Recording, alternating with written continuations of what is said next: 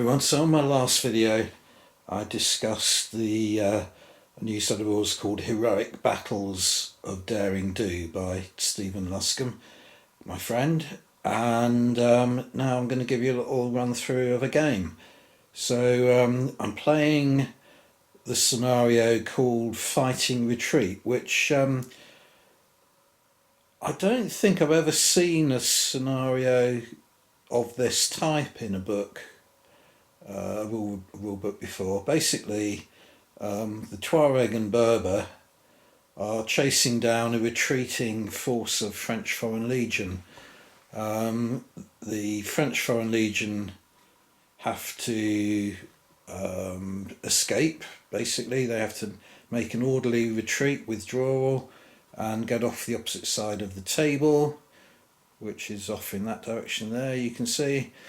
And they gain 1 point for each unit that withdraws, and equally the Tuareg and Berbers gain 1 point for each unit that they can get off that same edge of the table. There is one unit of Tuareg stroke Berbers not yet on the table, and they will come on at a roll of a dice from any point after turn one. They come on at the centre flank of one of the table edges, and obviously that will be greatly to the detriment of units like that, because they will immediately fall on them. So let's get on with it. First card to be drawn from the deck is A2, which will be one of the Foreign Legion units. Okay, so I think it'd be sensible to move this unit here, which is right on the left flank of the French, move them back straight away, give them 2 activations to move rearwards towards their baseline. So you get 6 inches of movement automatically, and then for every additional activation sort of action you spend on movement, you get a d6 roll. So I've rolled 6 inches, so they can move back 12 inches. Okay, so that's a good result for them. They moved maximum they can with 2 activations. 2 actions, I should say. Activation, I think you would refer to the card. Actions, you would refer to the number of actions that can be taken per activation. So next card to be drawn is B3, which is one of the Tuareg or Berber units. Okay, well the Tuareg will immediately respond then by activating this mounted unit here to make 3 movement actions towards those French who are pulled back, so they will continue to harry them. Now with mounted troops, horses and camels, the same thing, they get 6 inches of movement for their first activation, but for the following activations you roll a d8 per action rather than a d6. So they have rolled a total of 5, not particularly good, so they haven't kept up with those French, only going to move 11 inches. There they are then. Next card to be drawn, another B3. So I think without doubt we need to move that unit of mounted Berbers up and see if they can get anywhere near that unit there. So again, 6 inches to begin with, but then they will add the results of 2 d8s, and this time they've rolled an 8, which is a total of 14 inches. Not sufficient to get them into contact with those French, but they're definitely in a very threatening position now. They're only about 6 inches away but that does make them, that unit is still to activate, the French are still to activate, so they should be able to pour some withering fire down on that cavalry. Next card, A2. Okay, there's no immediate danger now, so I think I might hold up for see if I can get 3 activations with these guys to be able to aim. They're in close order, so they can give a close order volley as well and fire. That would be 3 activations. So I'll save the A2 for another unit, which I'm looking at that unit of French here, who could spend 2 movements. The first would be easily within 6 inches of this wall, which I think you can see there, yeah, and then you have to spend another activation dice, action dice, to go over the wall. So in other words, 2 actions will get them quite comfortably, sheltering behind this wall, so a nice bit of defence.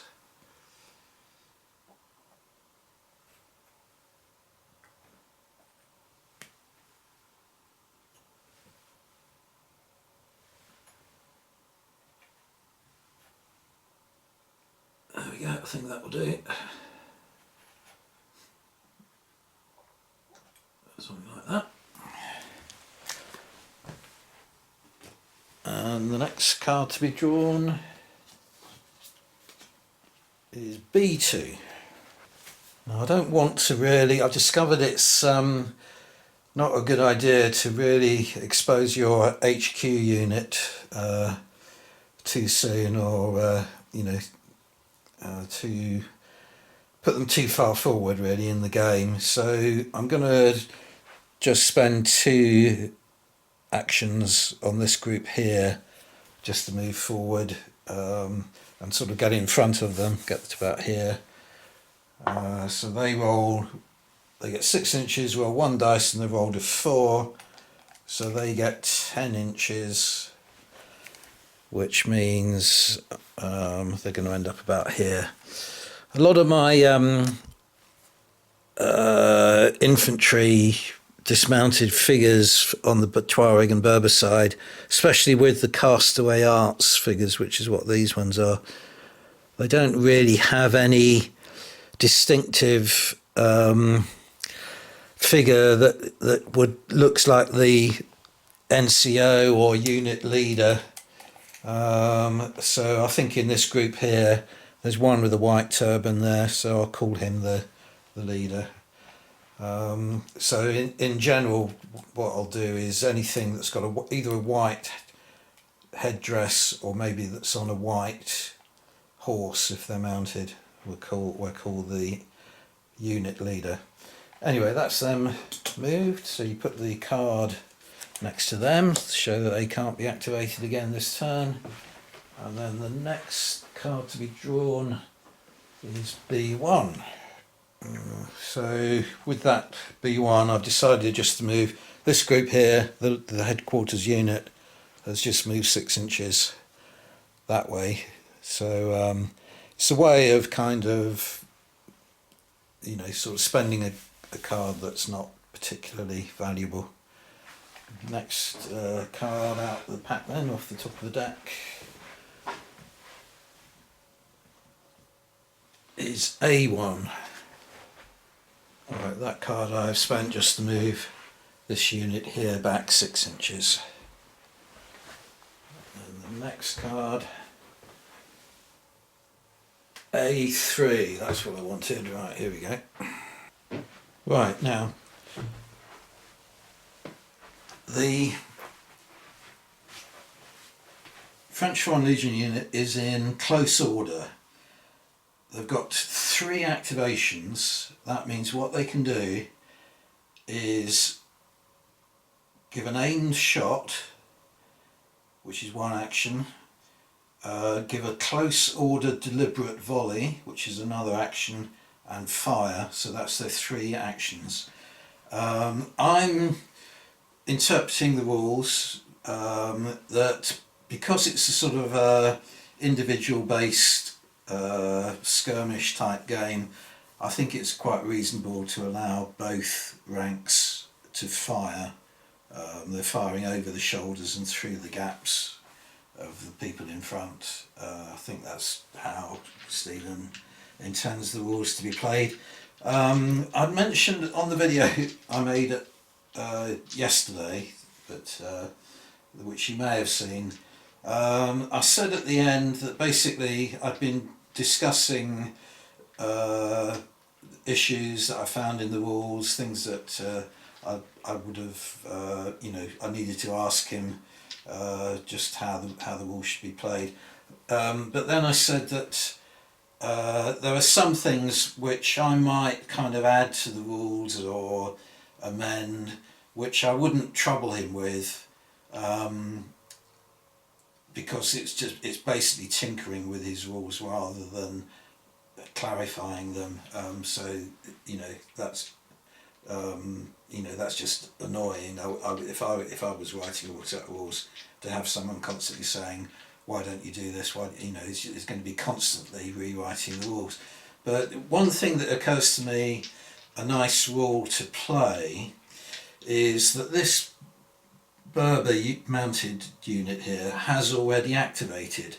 If they hadn't, why not say they can activate to try and sort of seek cover, as it were, to go to ground kind of thing, and that's their activation. So when the next B card comes up, you put that against that unit. I think that works, but that idea will probably crop up later in the game in a different circumstance, and Stephen did say that he thought that was a good idea, so I think this might be something to add to the rules, but in any case it doesn't apply here because that unit has already activated. Okay, so you've got 10 figures here firing, each one is armed with a rifle, even the guy pointing there, it's what you see is what you get, but he is holding a rifle, so he counts as having a rifle. The modifiers are that they're an elite unit, which is +1, aim shot makes it +2, close order volley makes it +3, it's short range firing because the breech loading rifle has a close range of 10, so that's +4, and there's one deduction, which is that the target is in open order in open terrain, so it goes back to 3. 1, 2, 3, yeah, 3. Okay, so you roll, I'll do it off camera and tell you the result. I've rolled 10 dice, because it's +3, we need 12s and above to do any damage. So I'm taking out all the dice that are below 12. And I've got 4 results. Putting on the modifiers, there's an 18 there. There's a 22, so that's 20, that becomes 20. Another 20 there. And 13 becomes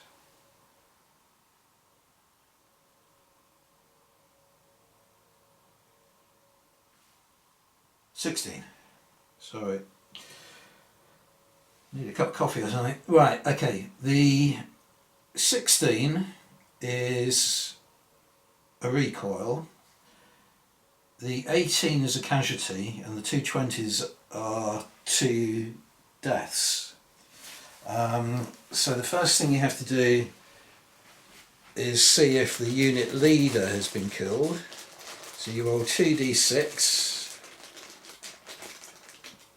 If it's an 11 or 12, the unit leader has either picked up one of those kills or one of those injuries, and I've only rolled a 7. So we remove one figure at random. What I'll do is take off the figure there that's got a white horse, so there's only one white horse left. Oh no, there's two, but never mind. I think I remember which one I'm designating as the leader. Two kills, so we've got to take another one. I'll take the other one off then, so that we've now definitely only got one white horse there. And one casualty. So we put a casualty marker down next to another one of them. So that casualty marker can be rallied off, but until it is, that particular figure can't fight or fire at anything. And then the 16 is a recoil, so for each recoil the entire unit has to move back 1 inch. And it's that simple. Really nice, sort of clean, uncomplicated set of rules.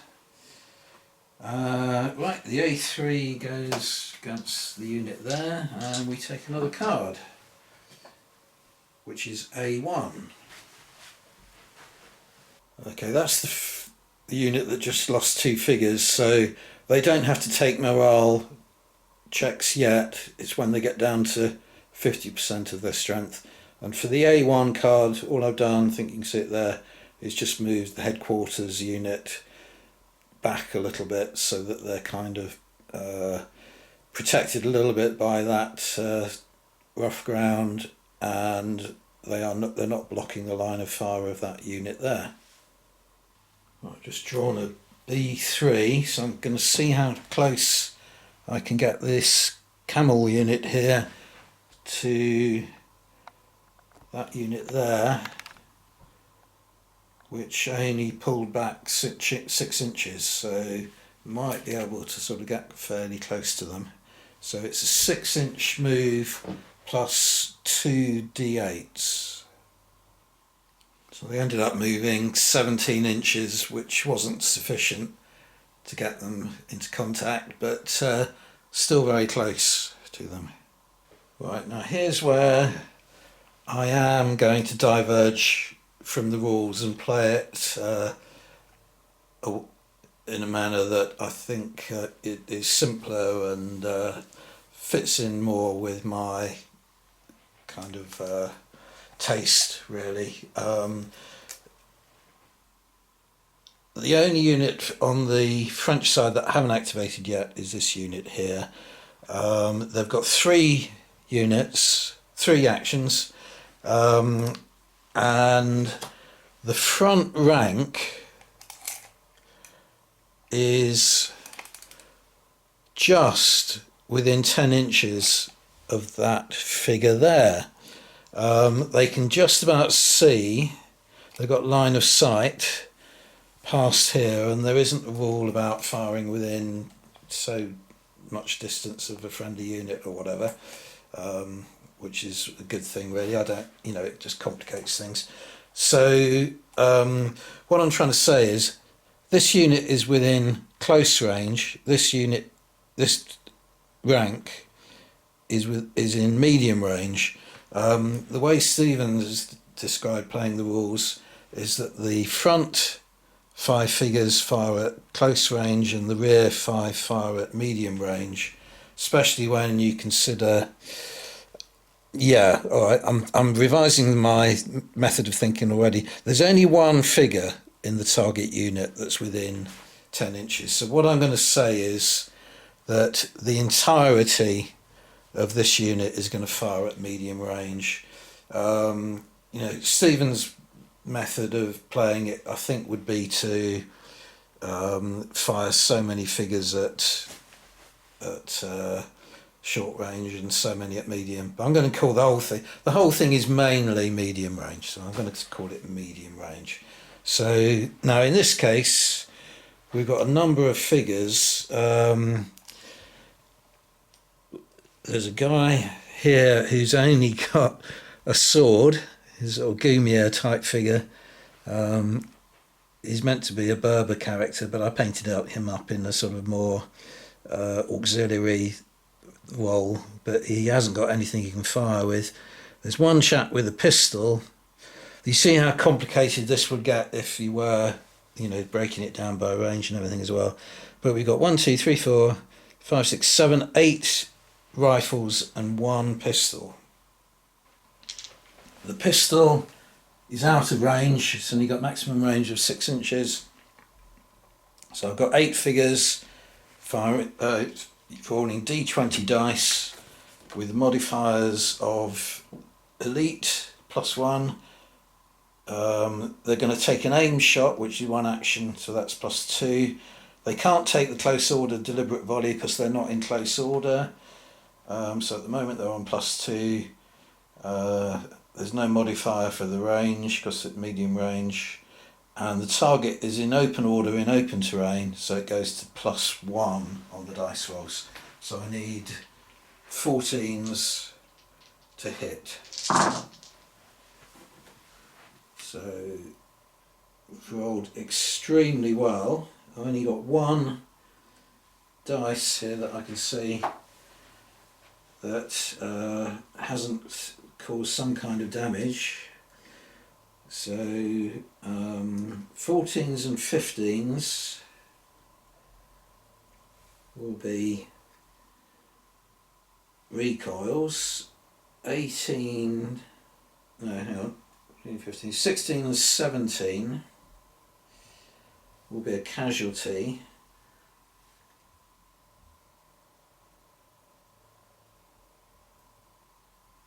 And anything else, anything higher, will be a kill. So this is really devastating. I've got 4 kills, 1 casualty, and 2 recoils. And again, I can't play that rule where they could take cover because they've already been activated. So I've just got to roll 2 d6s to see if the unit commander has been affected, and he hasn't. So we have to take, let me just do this off camera, I'll show you because it's wasting a bit of time really. Okay, so there are the remaining 4 figures that have been pushed back. They've recoiled 1 inch. Because they're down to 50%, they now have to take a morale check. So the only relevant thing to notice here is that they're outside of the command range of the headquarters unit, but they are within sight of a standard in the unit, so that helps them with their morale. So basically they roll 2d6. They have to deduct 1 point for each soldier killed in action, so that's deducting 4 from the dice roll. And the only other relevant factor is that they can see their colours or standard, so that gives them back a +1. So I'm rolling 2d6, I have to get 4 or higher, deducting 3 from the dice roll, and I've only rolled 4. So that means they're on 1, which means they have to retreat 9 inches. And there they are, pushed well back. You still keep your facing towards the enemy, so they haven't got their backs to the enemy. But the other thing to note here is that at the moment that unit still has 1 action to take. Not sure, maybe I should have rolled for the enemy morale. I don't know when you do roll for it. They can only fire once per turn, but with the other action I'm going to move them back 6 inches so that they're withdrawing a small amount towards the rear. I've just drawn B3.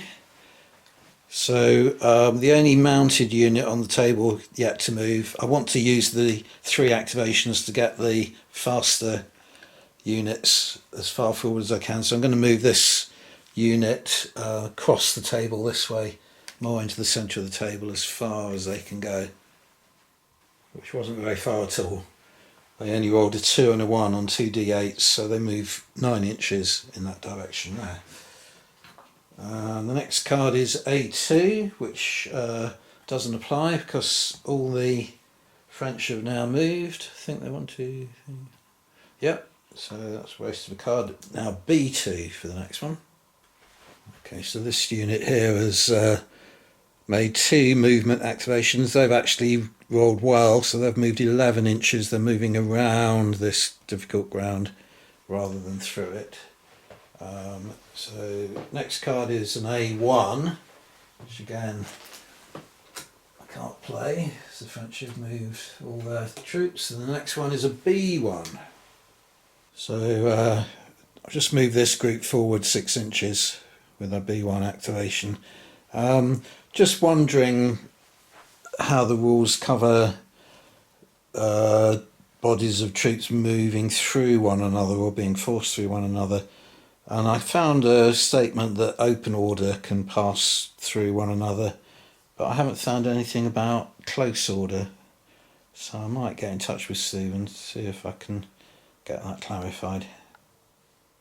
I think the logical thing to do in the case of interpenetration is to allow it to happen, but to change whatever formations are involved into open order.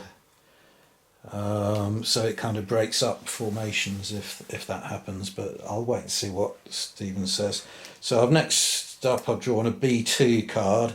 There are only 2 Tuareg Berber units on the table left to activate, so I'm going to activate one of the 2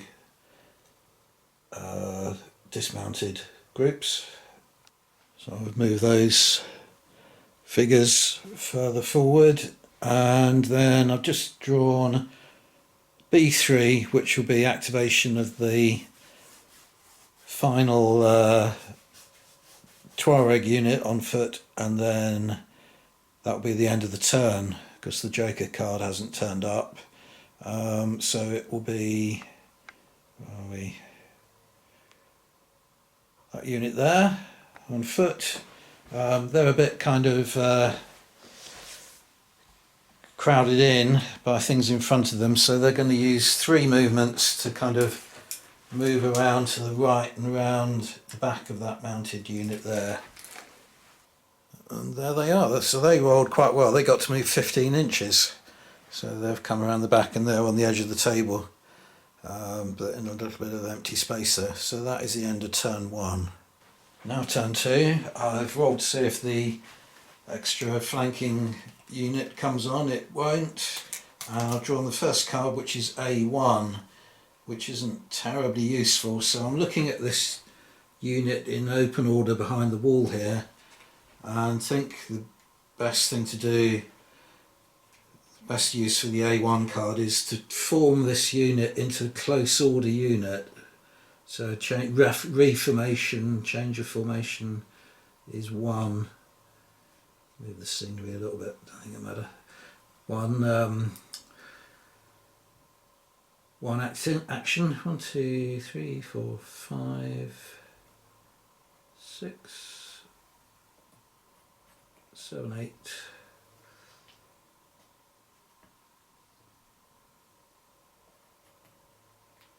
9, 10. Right. So they're now in close order and have moved.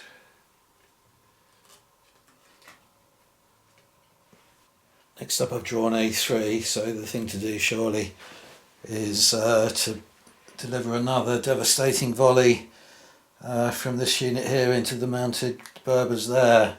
They've already inflicted 2 casualties on them, so they're in close order, so they can aim, deliver a deliberate volley, which is the second action, firing is the third action.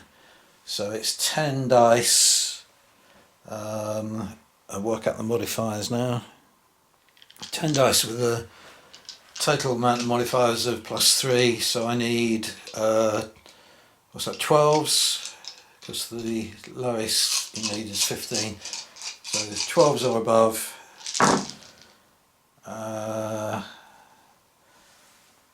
Again, I'm doing it off camera, so you just have to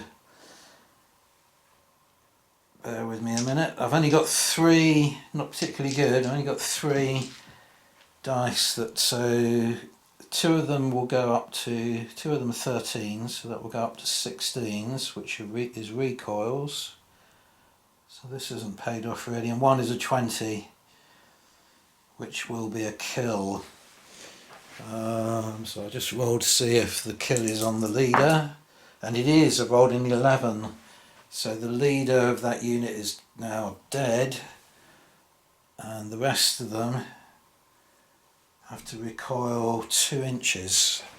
So that unit has now recoiled, lost its unit leader, which means it can't advance towards the enemy, and it can fire, but it can't direct aimed fire, or if it was a regular unit, can't go into close order and give a deliberate volley, close order volley fire.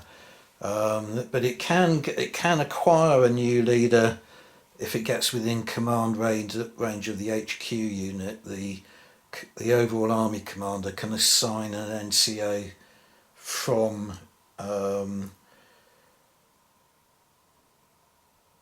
the HQ unit. Now I've drawn A2, so I'm going to use that to move this unit twice in this direction here, so sort of withdrawing slowly. So it's 6 inches plus a d6, and I've rolled a 4, so that'd be 10 inches. Next card out is B1. So I'm going to move, this unit here can move towards its HQ unit as long as it's not moving closer to an enemy, which it definitely isn't, so it's just a single movement of 6 inches. So it's going to get a little bit cluttered here, but that does mean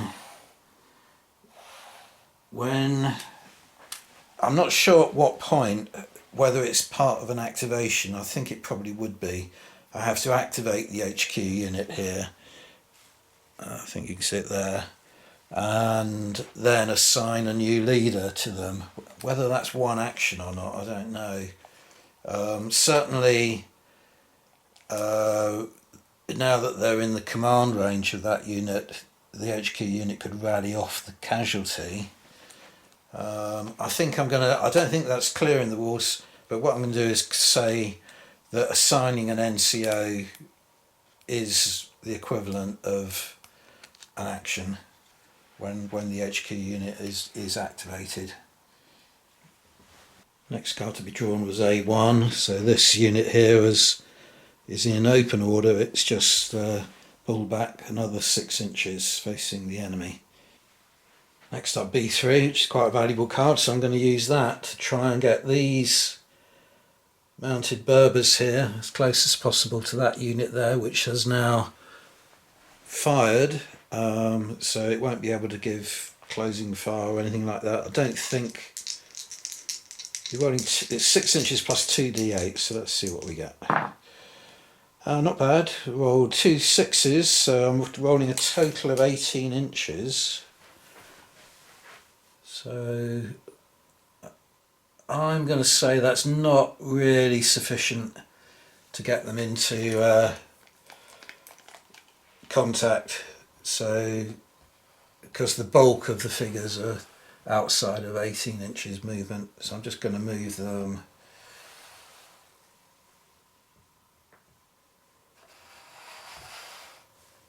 kind of like this.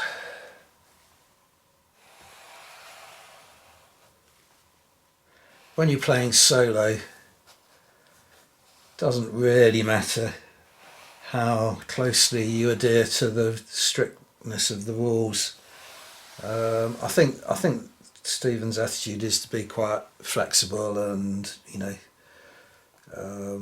play it as seems fair and so on, rather than strict adherence to the wording of rules and the, you know, so on. But that seems to be again, a sportsmanlike kind of way of playing that. So the next card is A2. Okay, with the A2 I've pulled back this unit here that's in close order. And then the next card is A1. Now you have to draw, you can't wait for a better card to come out. I've already activated 5 of the 6 units, so the A1 has to be spent on the final unit. And that is this unit here, so they only get 6-inch movement, but they are quite far back anyway, so they're going to move back 6 inches, and then we carry on with the turn because there's still plenty of Tuareg Berber units to move, and the Joker hasn't come out yet, but any A's that we turn up we ignore. Next we've got a B3, so I'm going to move this unit here as close as I can to that unit that I've just moved back. They roll 11, so that means they're going to move 17 inches. That gets them to there.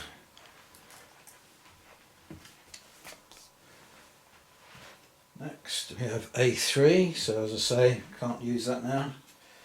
A2, same, another A2 and a B1.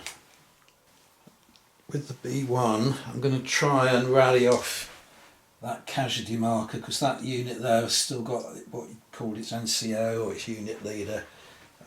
So they're not particularly high quality morale rolls, so only rolling a D6, I need 4+ to be able to rally it off, and I only rolled a 1. So that's their activation finished unsuccessfully. And then next up, B2. Now with that, I already knew what I was going to do when a B2 arrived. Where are we? I'm going to I'm going to use the overall army commander, which is Al Suli here, to use his command status to try and rally that off, because that unit is now in command distance. So that will be the first of those actions. Now he, have to check in the rules, the army commander rolls D10, and needing 4+. Yep, just done it, 5. So I can take off that casualty marker. And then his other action, as I say, it's not clear in the rules, but he's going to use I'm going to call that guy with the flag, because I've already got, I don't need 2 flags. I'm going to call him the new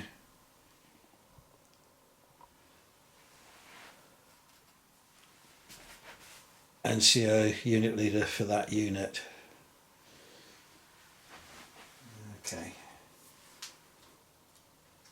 B2 next. So for the B2, I just they rolled appallingly. I only managed to move 7 inches. I just moved that unit through the gap that was there. And then next, B1. So that's just a 6-inch movement on that unit there. So they're up alongside that other unit that I just activated. B2 next.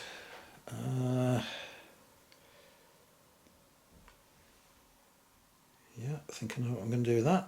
So I activated this unit there. So they rolled a 5, so they've moved 11 inches closer to the enemy. And then draw another card. A1, which we can't play. And the Joker. This is the first time we've had a Joker. Right, so side A in this case picks a deck of fortune card, and then the turn ends. Now there are 54 cards in the deck of fortune. The way the rules read are that you can make the deck as large or as small as you want it to be. So you can go through it before the scenario, and depending on the character of the game, you know, the nature of what terrain you're playing over, all that kind of thing, you can deselect cards that would never be appropriate. I haven't done that. What I'm going to do is just draw the first card off the deck, and if it can't be applied to this particular game, then so be it. So this is side A, picking this. So, sand in the enemy musician's instrument. Some trifling grit or mischief has rendered the musician's instrument quite unserviceable for the remainder of the engagement. Deprived of his customary duties, the fellow is to be furnished with a weapon instead. Well, this is the French Foreign Legion applying this onto the Berber HQ unit, and as it happens, I haven't got a musician in that unit.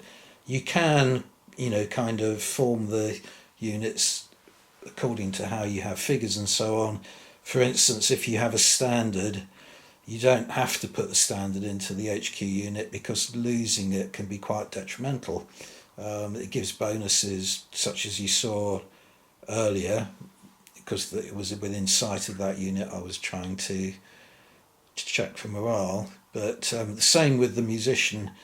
The musician extends the command radius of the HQ unit, but I haven't actually got one in my army. So that card comes out of play now, and we're on to turn 3.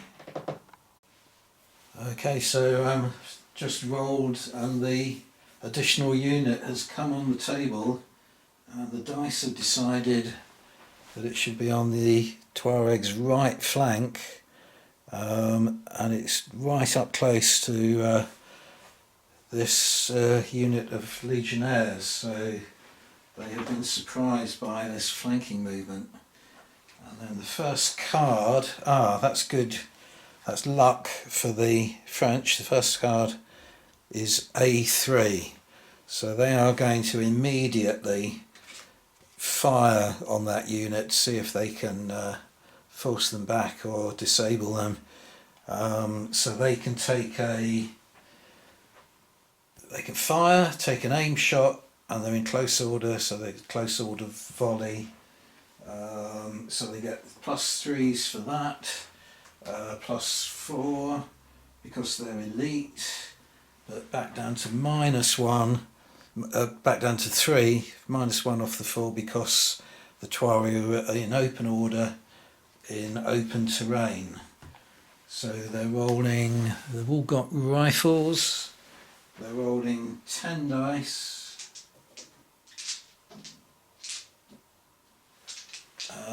+3 means they need 12s for any effect.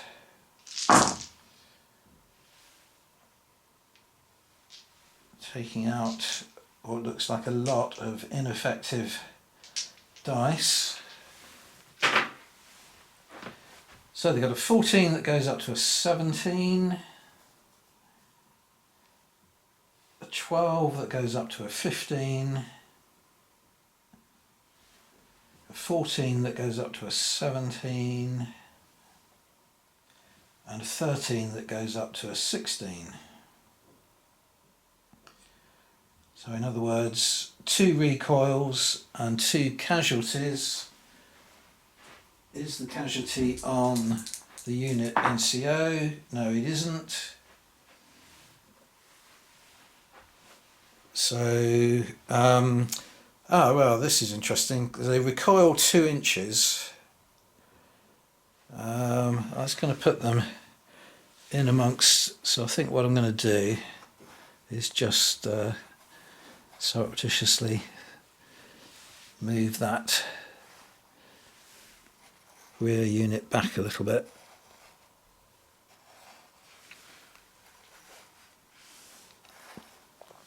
There we go. We need 2 casualties, 2 casualty markers.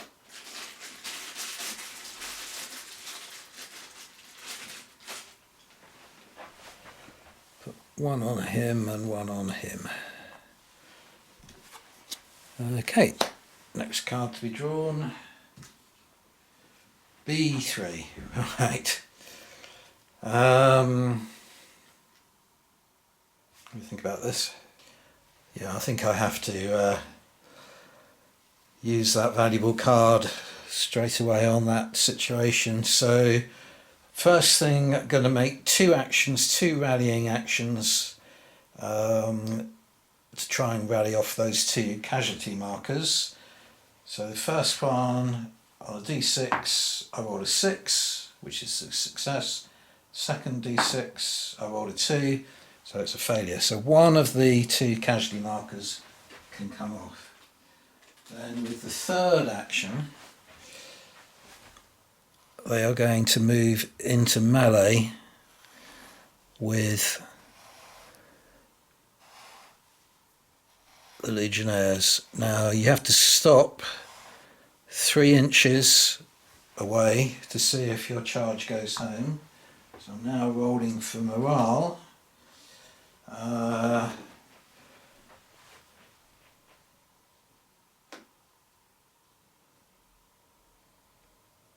Looking for any modifiers.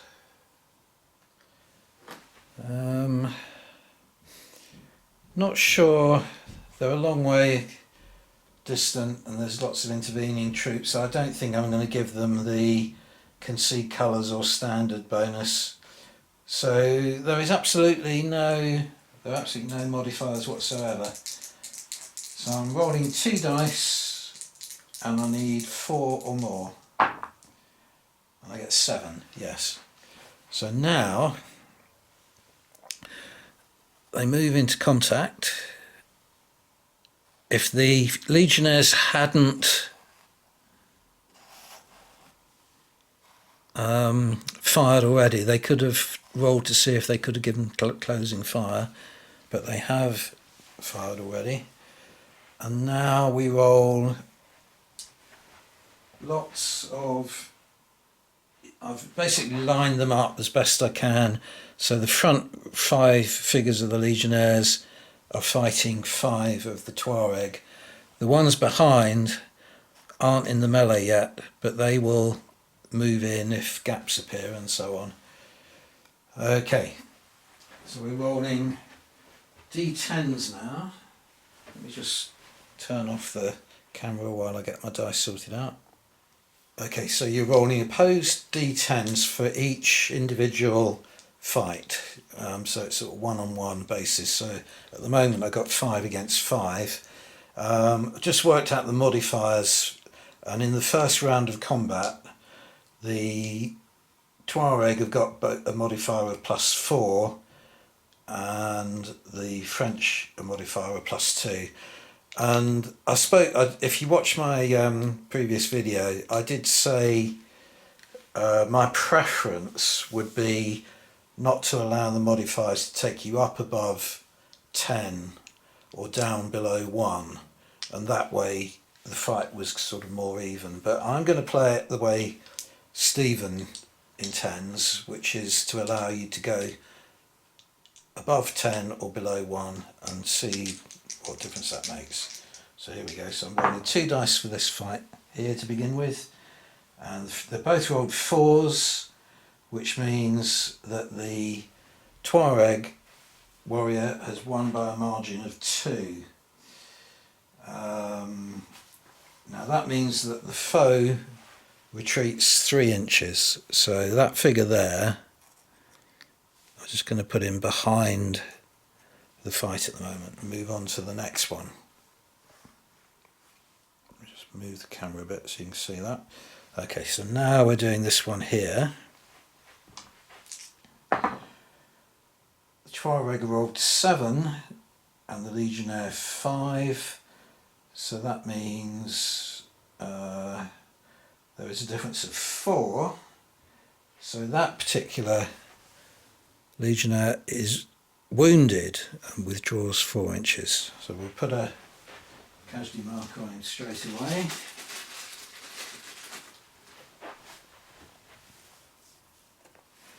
Okay, now the next one is the 2 unit sort of NCOs, unit leaders, so that gives a +1 bonus to them both. So that sort of evens out again, so the Tuareg are 2 modifiers up, if you like. They both rolled 7. That means that NCO has lost by 2, so he just gets pushed back 3 inches. Now we're back onto the normal. Okay, they both rolled 4, so the same thing again. He gets pushed back 2 inches. And now, this is a very great difference. The Tuareg has rolled 8 and the Legionnaire only 1. So in total it's 12 against 3, which is 9.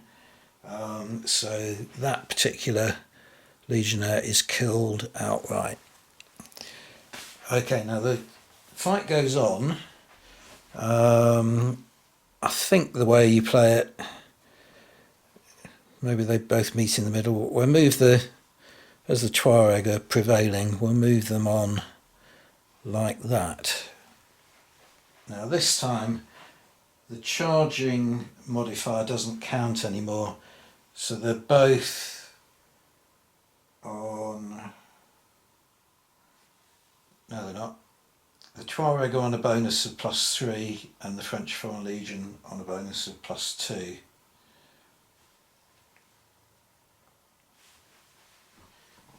Okay, so we'll start with this fight here. Tuareg rolls 7 and the Legionnaire 5, so that is a difference of 3, meaning he is pushed back as well.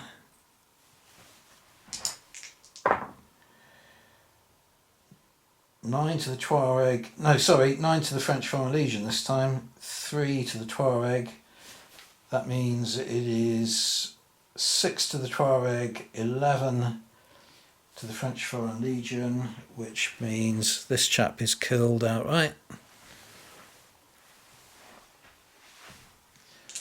Now in this case the NCO boosts the Tuareg roll by another 1, so the Tuareg is on a bonus of 4 for this one, so it's 4 against 2.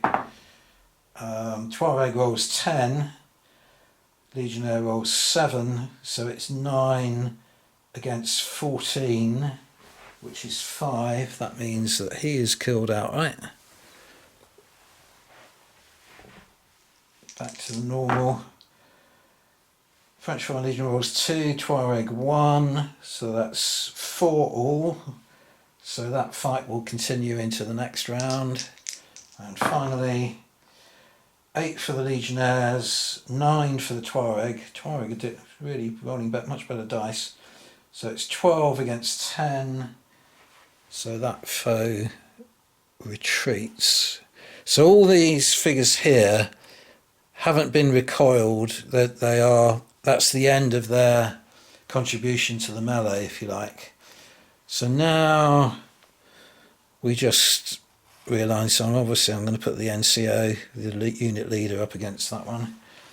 And it'll be the same bonuses again. So 6 to the Tuareg, 10 to the Legionnaire, so that is a difference of 1 in favour of the Legionnaires this time, which means that he gets pushed back 3 inches. So we're putting behind these guys here who are still, ready to fight if necessary. And then the final round there, the final Legionnaire, 7 to the Tuareg, 5 to the Legionnaires, so that's 10 against 7, which is another result of pushed back 3 inches. So the next round, we can put that one against that one.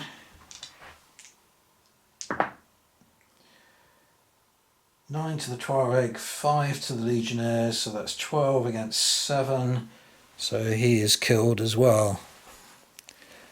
Okay, so that is the end of the actual fighting.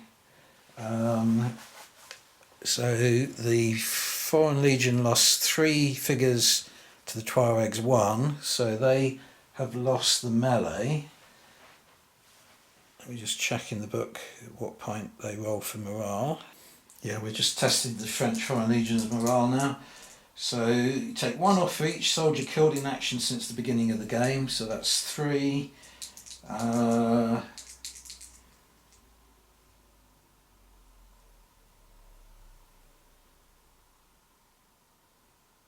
They're elite, so that gives them back 1, so that's -2. They're not quite within range of their command range of their HQ unit, and the French Foreign Legion didn't carry colours, so they can't see colours or standards.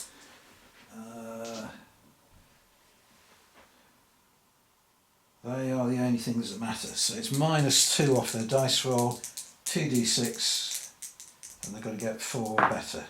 They've rolled a 5, so that's 3. So they retreat 3 inches,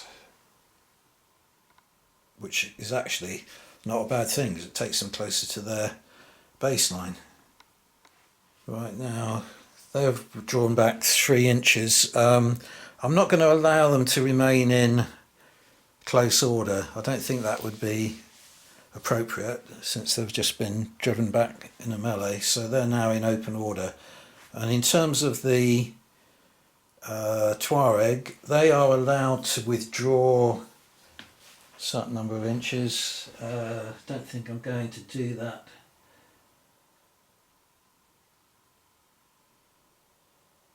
Three inches. Yeah, no, I'm not going to do that. But they can sort of reorganise themselves, so they're a mass order unit, so they're just going to reform like that. And that's the end of the melee. Oh, and the other thing was that they've got, well, what are these muskets? I think they're muzzle-loading muskets. So all the muskets in the unit are assumed to have been discharged. So I'm just going to put a tiny little bit of smoke there just to remind me of that. And the next card to be turned was A1. So I'm going to take a little bit of a gamble and not activate some of the more threatened French Foreign Legion units, but move their HQ unit back another 6 inches.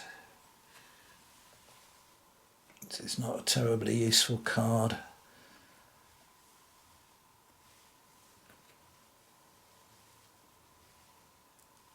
I'm tending to treat the scenery as though it's just there for scenic effect, so I don't bother too much about moving things if they get in the way of formations or movement. Okay, so that's them activated. Next one is B1. Okay, so for B1, the obvious thing to do, these guys are within 1 movement of the French Foreign Legion there, so they are going to charge that unit. They have to stop 3 inches away, and they're actually within 3 inches. So they stop and roll for morale.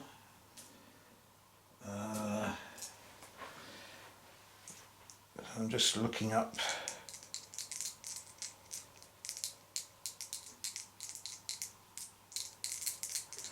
the modifiers. I think I'm going to allow them to be able to see the HQ units banner flying, and that's it. So they get +1 on morale, so they roll 7, so they can close home. Before they do so, however, this unit hasn't fired yet, so they roll for morale to see if they can give closing fire.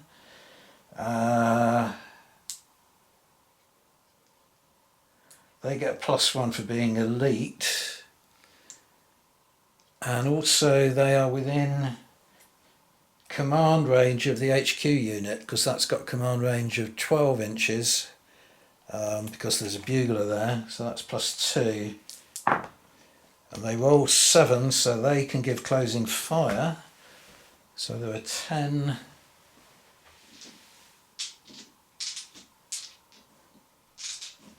dice. Elite +1. It's not aimed or anything, it's sort of rapid reaction to the charge. Short range though, so that is 2. And the target is in open order in open terrain, so it's back down to +1. So they need 14s or above. Doesn't look like they've got very many. They've got 2. They've got a 14 which goes up to a 15.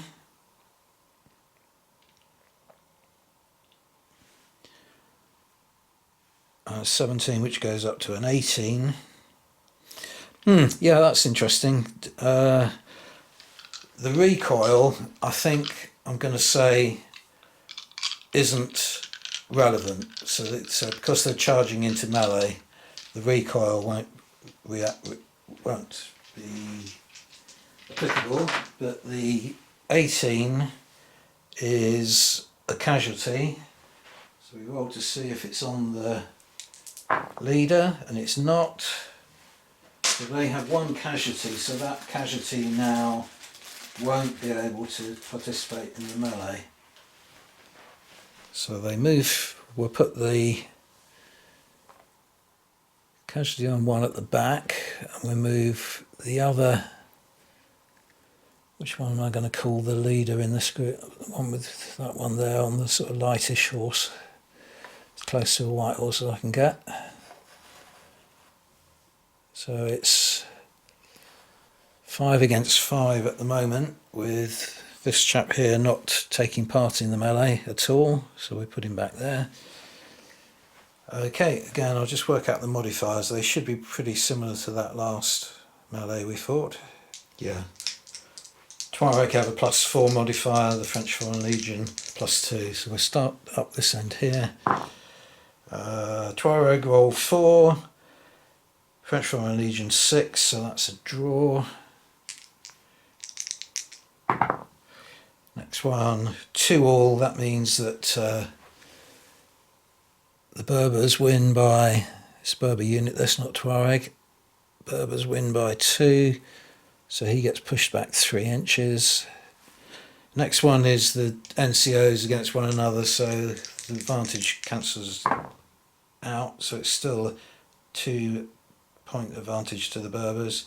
French Foreign Legion have rolled 7 and the Berbers 3, so that is 9 against 7.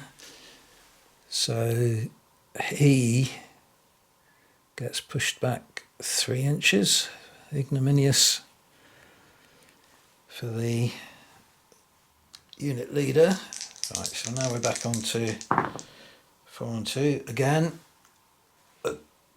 Equal roll, which means that the French Foreign Legionnaire goes back, and the final one, 5 to the Legionnaire this time, and only 2 to the Tuareg, so it's 7. It's an advantage of 1, which means that the Berber gets pushed back. Right, let's reorganise this.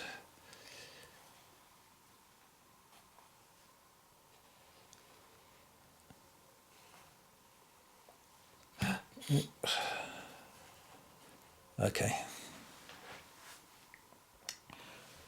So starting up this end again. The charge bonus doesn't apply any longer, so the Berbers have only got an advantage in the modifiers of 1. And they've rolled 7 against the French Foreign Legion's 3, so that is an outright kill, because that goes up to 5.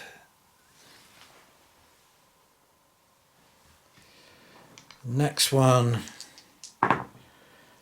8 for the Legionnaires, 5 for the Berbers, so that's 8 against 10. So he gets pushed back 3 inches. Next one, there's no advantage to the Berbers because it's the NCO. on the French side, so it's even, and the Legionnaires win by a margin of 4, which is the foe is wounded and retreats, so we need another casualty marker.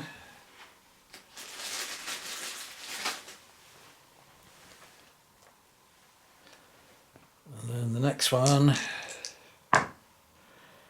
7 to the Berbers, 4, so that's an advantage of 4. So that guy is wounded and retreats.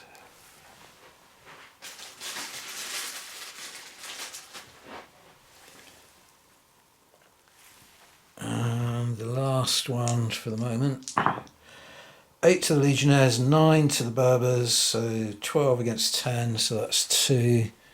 So he gets pushed back. Okay, then they reassemble again.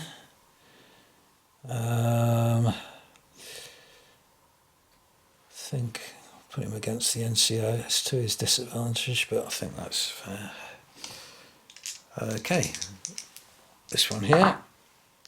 6 to the Berber, only 1 to the Legionnaires, so that is a difference with the modifier of 6, so he is killed.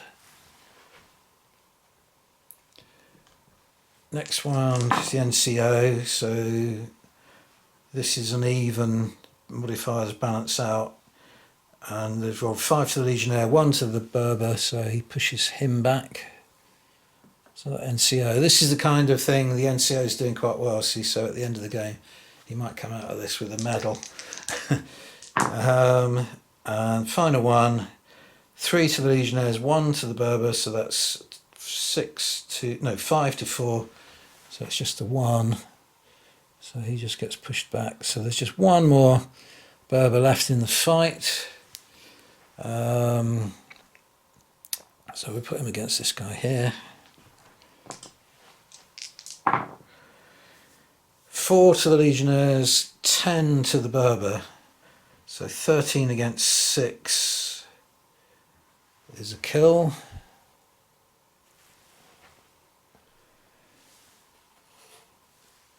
Put him against the NCO, so this is even now. So 9 to the Legionnaires against 7 to the Berbers, so he pushes him back.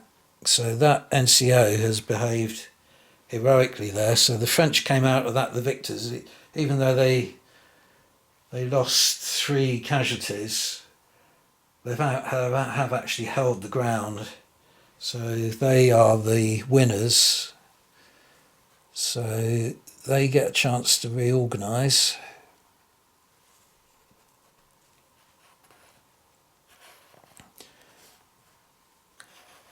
And the Berbers have to roll for morale. Now then, 2 dice. Each soldier killed in action now.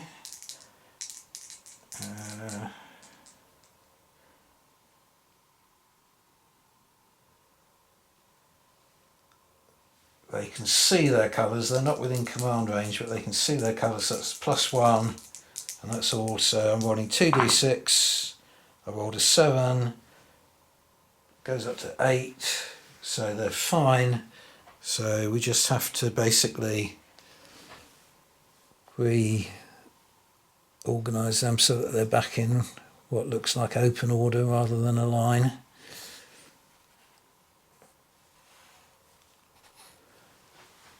And that's that.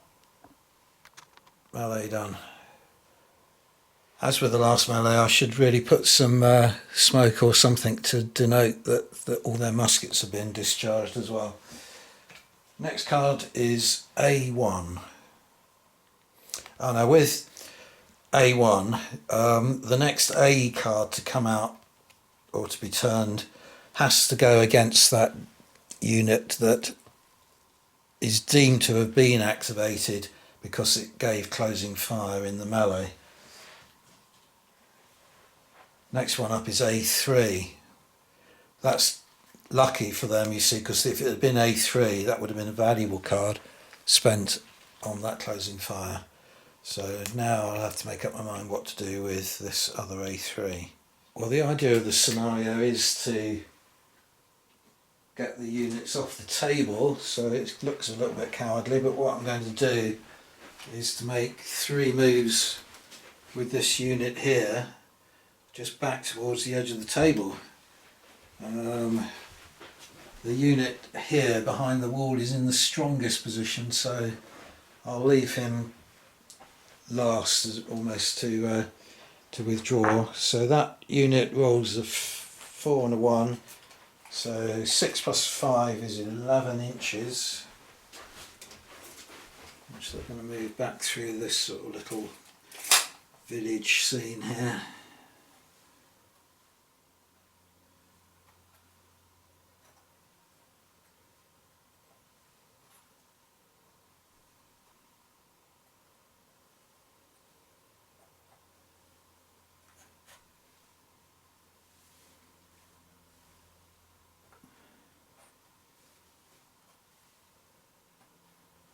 Okay, that's undone, and then next card, A2. So we're going to do something similar with that other unit there. So they only roll 1d6 and add it to 6 inches, so they've rolled 2. So they're going to move 8 inches backwards.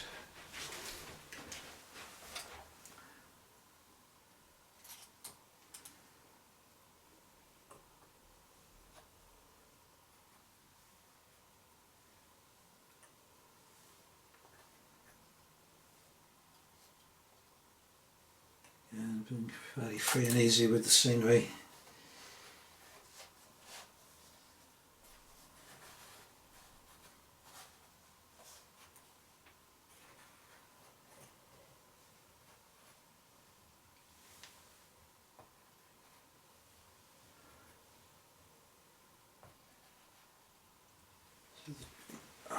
Well, it's difficult to shuffle the deck thoroughly each time, but there are a lot of A cards coming up one after the other.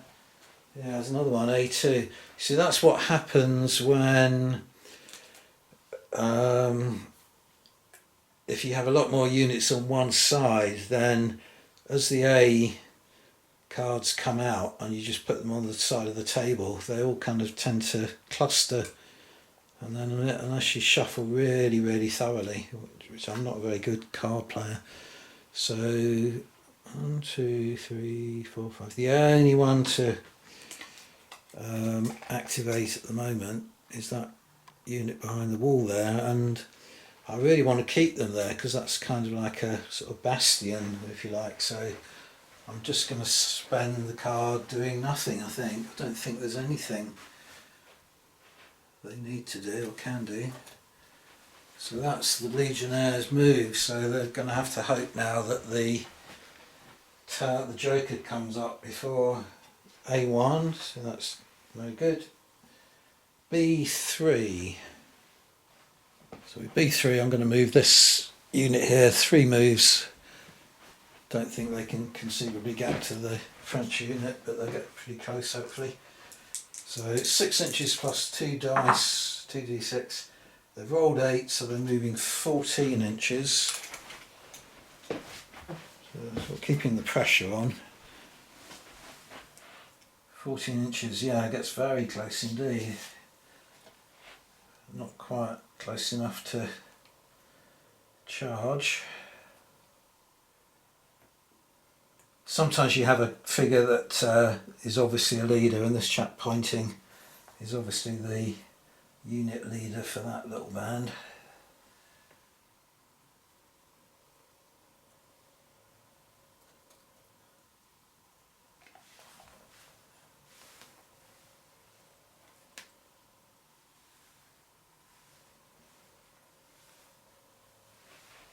Right, that's them moved. Well, I've just drawn B2 and realised that this unit here hasn't activated yet. So they're in mass order. They are going to attack this unit here, which is already activated.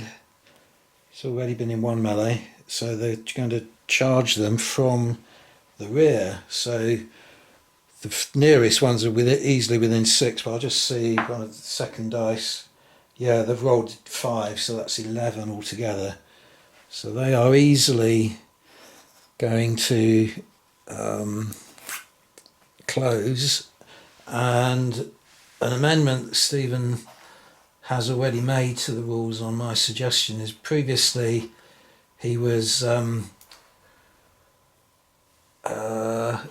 obliging the attacking player to roll for morale, but I said they're not going to fail morale really and give up on the chance of attacking someone from behind in that circumstance, and he agreed. So they don't have to roll for morale, they simply get to it. Okay, so at the moment that figure there is a casualty, so he can't participate in the melee. So I think what you do in that circumstance is just move him back 3 inches out of the way, and then we've got 4 figures against 4 at the moment. Just work out the modifiers. Okay, so for the first round of fighting, the Tuareg in this case are on a bonus of 4 modifier, French only 1. I don't think you, on this issue of modifiers, I don't think you can fairly give them the close order benefit, especially as they weren't able to turn to face the charge because they'd already been activated. So I'm going to say it's 4-1. And in the first fight, it's actually 5-1 because this is the unit leader. So French roll 7, the Tuareg 9, so it's 14 against 8, so he is killed. Next one is now 4-1 advantage. 5 to the Legion, 8 to the Tuareg, so that's 12-6, so that's another kill.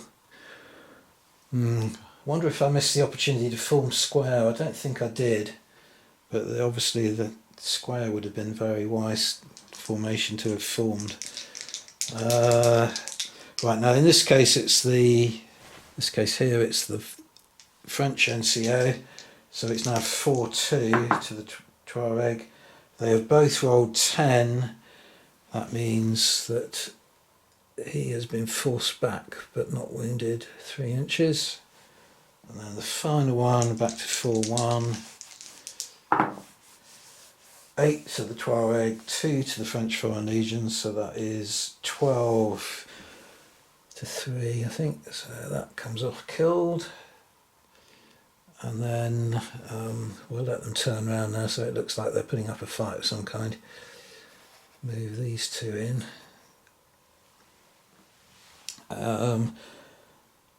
Don't get the charge bonus for the Tuareg, so it's now 3-1 advantage to them in modifiers. We'll start with this one here. So that makes it 4-1 because he's the NCO, unit leader. Both rolled 8, so that's a difference of 3, so he gets pushed back 3 inches. And the final one, 7 to the Tuareg, 4 to the Legion. That's difference of 3 and difference of 2, so that's difference of 5. So he is killed. What a disaster. So these guys can reorganise. That's pretty devastating. Oh, I'll tell you what I didn't do as well. I didn't give them a negative for being charged in the flank or rear, the French.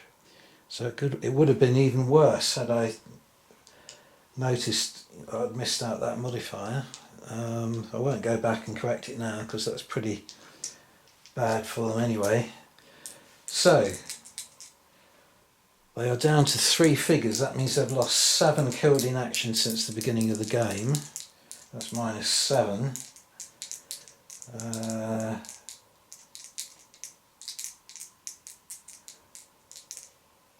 They are still within, they're elite soldiers, so that's -6. They're in command range of their HQ, that's -5, and that's everything. So They've rolled a 6. That's not going to be much good. That means they're down to 1, which means they retreat 9 inches. And I think it's reasonable that they should retreat away from the attack rather than away to their baseline. So I'm going to move them 9 inches.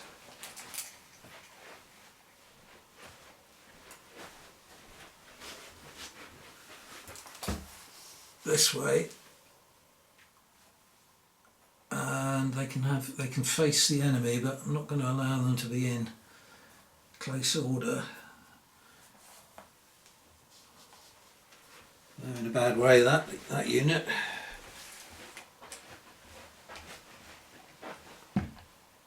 So that was that unit there, and the next card to come out is B3 again. Right, what I'm going to do is, must remember to take that card there to show that that unit has already been activated.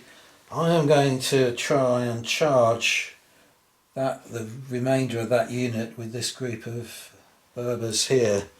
So with the B3 they can move 3 times, so it's 6 inches plus 2 d6s is 11, so they can move 14 inches, and they're attacking from the flank so they don't have to roll for morale. So they easily swamp the French Foreign Legion figures. He won't be able to fight anyway because he's wounded. So 1, 2, and then the rest have to just line up and wait their turn to fight. I can't see the French coming out of this easily, very well.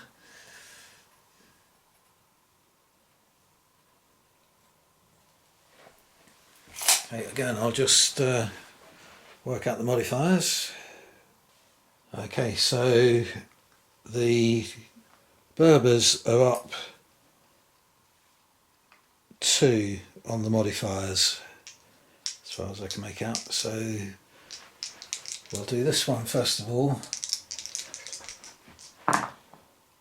Berbers roll 4, Legionnaire rolls 10, so it's a difference of 4 altogether. So the Berber is wounded and retreats 3 inches.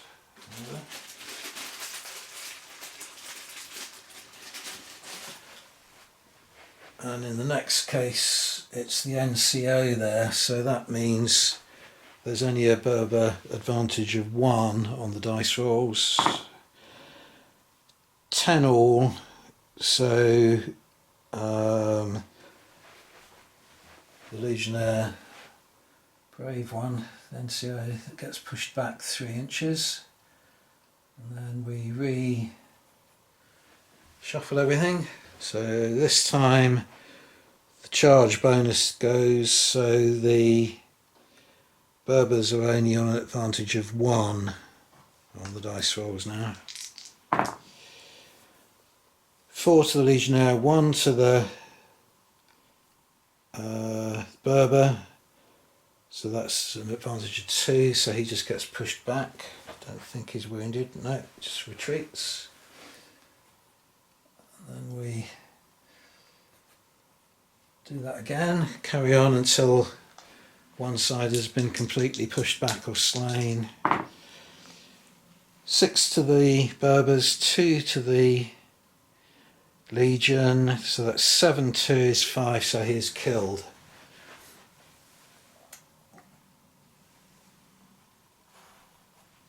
Right, so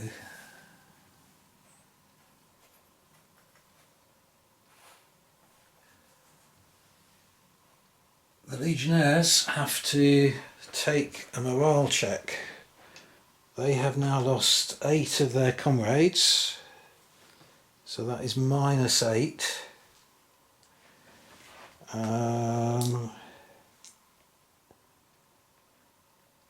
I'm going to say now they are definitely outside the command range of their HQ.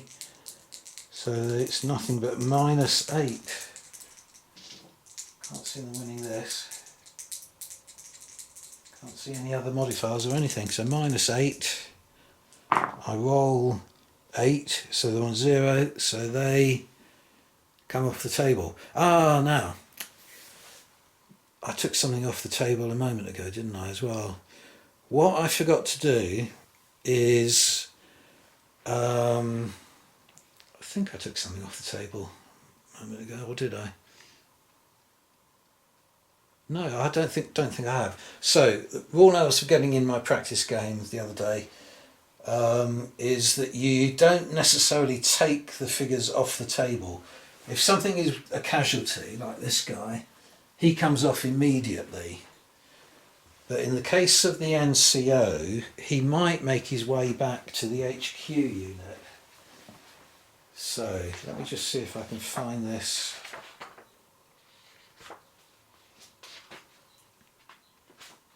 Just stop the recording for a moment. Yeah, it's pretty straightforward. So for every figure that isn't wounded where the unit is to be removed from the table, you don't automatically take that figure off the table. You roll a d6, and on a 4 to 6 he joins the HQ unit. So I've rolled a 3, so that NCO who was behaving so bravely has decided to quit the field. So he comes off the table as well. Might as well take that off as it's no longer applicable. So I've just been turning up a lot of A cards, but the first B card to come out is a B3. So I'm going to move this unit here and actually go over this rough ground. So that will halve movement in the rough ground, so it might be a little bit convoluted to work out. Let's see what we get. So I'm going to roll 2d6 and add 6 inches to it. So they've got a grand, I rolled 10, so they've got a grand total of 13 inches of movement. So let's do this as a, let's simplify this by treating it as though all the movement is from that figure there. So it's 6 inches up to the rough ground. So he's still got another 7 inches to go, which will be reduced to 3.5. So he'll get to there, and he was about midway through the formation. So we're going to say they get somewhere like this. It's very approximate because different figures spend different amounts of time in the terrain, and they have to retain a 1 inch coherency. So we'll say that's fair. I think that's fair. Next card, A2. Next card, B2. So with B2 I'm going to move this unit here that way. So we roll a D8, 6 inches plus 1 D8, 3 inches, so that's only 9 inches. Not brilliant, but settle for that.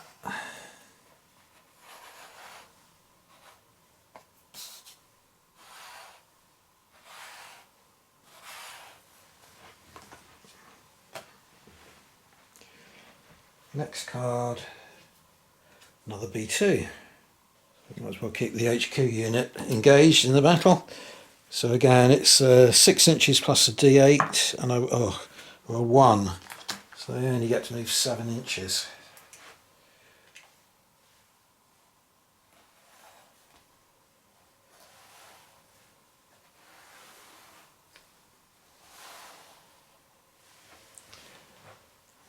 Okay.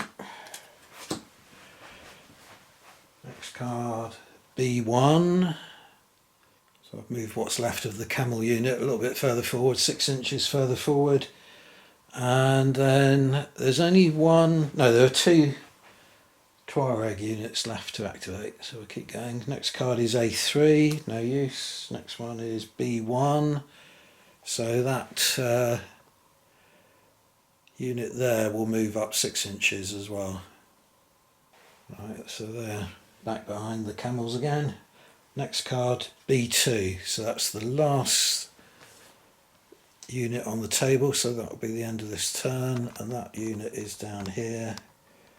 This unit here on the edge of the table, so they're going to move forward as far as they can, so it's 6 inches plus D6, and that's only a roll of 2, so they're going to move forward 8 inches. Right, so here's how the battle's... Here is how the battle is looking. It's quite a nice spectacle. Definitely got a lot of visual appeal, and I do like these rules. You know, they give a nice sort of narrative feel to the game. There's a lot of unpredictability about them, you know, whether the turn will end very quickly or not.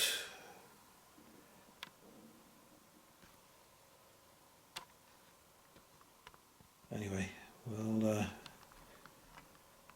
move on to the next turn.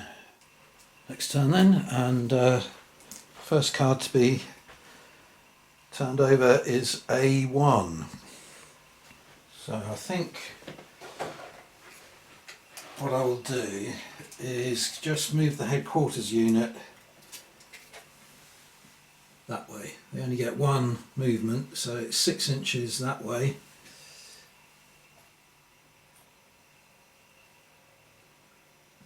My thinking is that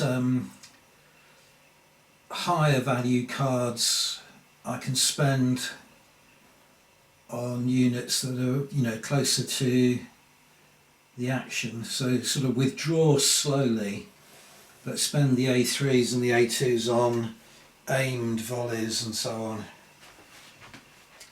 So that's the first one. Next card is B3. So might do the opposite with the Tuareg and Berber then. I'm going to move that unit 3 moves towards the enemy's baseline. In fact, I might take them kind of over that way, see if I can get them more in the middle of the table as well. So they get 6 inches plus 2 D8s. 12 on the D8s, so that's 18 inches altogether. So they're getting behind the French Foreign Legion's lines now, sweeping round the corner. That casualty token was kind of in between 2 units. I couldn't remember which one it belonged to, so I put it on that unit there. And also I've been forgetting to put smoke markers on all the units that have been in melee, so there's a smoke marker there now. I don't know if you can see it.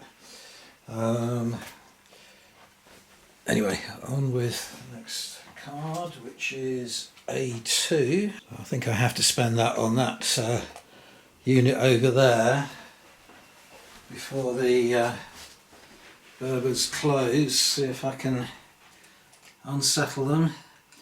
So I've got 10 figures with rifles at short range and 1 figure with a pistol. I think we'll give him he's got a holster, so we'll give him a pistol.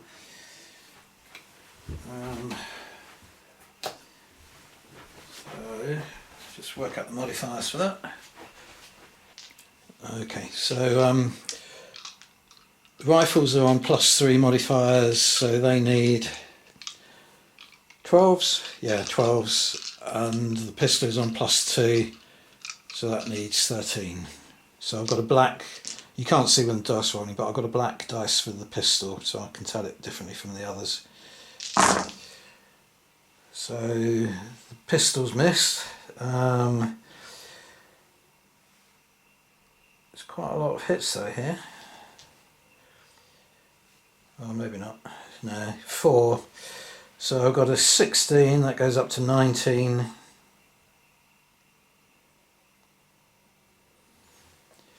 20, that's a kill, definitely. 15 goes up to 18, that's a casualty, an injury. And 19 goes up to a kill as well. Well, that is a kill already. So 3 kills and 1 injury. Rolling to see if the leader is affected by that, and he isn't. So I've taken 3 figures off, put a casualty marker against one other, but that's not enough to bring them down to half strength. So they could still charge into melee. They don't have to roll for morale. A3 is the next card. Okay, I'm going to use that to aim and fire at them and then move back 6 inches. So I'm rolling 6 dice because this chap here is wounded, so he can't take part. Worked it out, I think, as a +3. 1, 2, 3. No, +2, because the target's open order in open terrain. So +2, so I need 13 or higher. I've got 2 13s, which is quite poor. That just means that the unit takes 2 recoils, the target takes 2 recoils, so they just pull back 2 inches.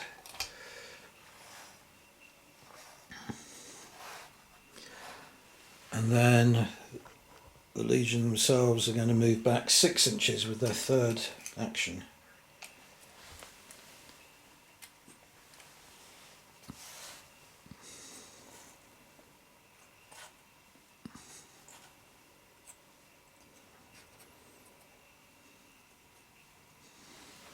Just drawn a B1, so I'm going to use that to try and move those Berbers into melee, so they're charging the French Foreign Legion. So first thing they have to do is stop within 3 inches and test for morale. They have now lost the 3 figures. Yeah, 3 figures. So this is where that firing might count. So that is -3 to their morale.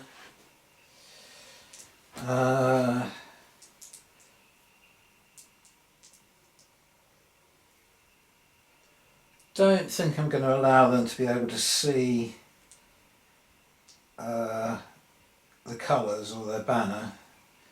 So that would still be -3. But in their case, no, they haven't really got any. Other bonuses. It's -3 to morale, so I'm rolling 2d6, and they roll 9, so they can move in. Okay, both sides are on +2 modifier, so that cancels everything out. And I've got the NCOs and the unit leader fighting one another, so even though that's additional 1 modifier, it again balances itself out. So starting up this, and then 10 to the Legion, 1 to the Berbers. So first Berber is killed. Next one, 10 to the Legion, 4 to the Berbers. So the next Berber is killed. Well, this is a much better fight the Legion are putting up. Next one is the 2 NCOs, or 2 unit leaders, but as I say, their bonuses negate one another, so it's just straightforward opposed D10s. This time it's 8 to the Berbers and only 3 to the Legion, so the NCO is killed, so that is significant loss. Next one, 4 to the Berbers, 2 to the Legion, so that is pushed back 3 inches.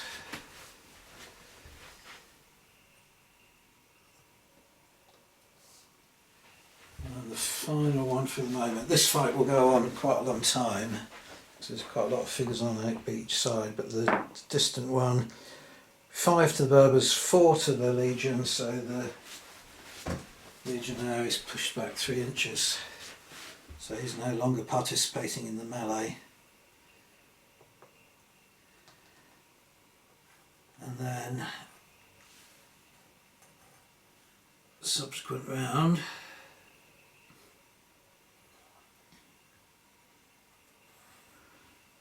Now in this round there's no longer a charge bonus, so the Legionnaires are actually at a 1 advantage, 1 dice roll modifier advantage. So we'll start up this end again. 10 to the Berbers, 4 becoming 5 to the Legionnaire, so that's still a difference of 5. So another Legionnaire killed.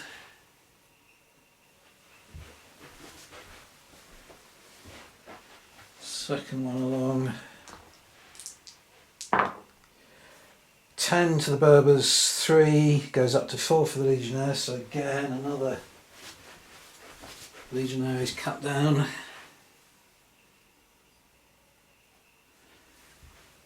Now it's the NCO against an ordinary Legionnaire, so this is balance, no modifier for either side. 7 to the Legionnaire, 2 to the Berber, so their NCO is killed, their unit leader is killed.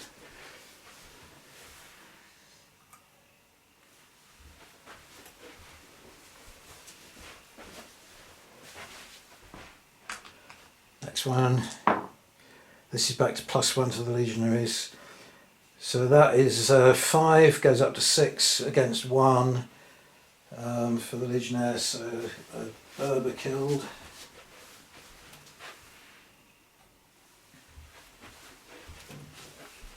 Final one of this round. 9 to the Berbers, 7 goes up to 8 for the Legionnaires, so Legionnaire is pushed back.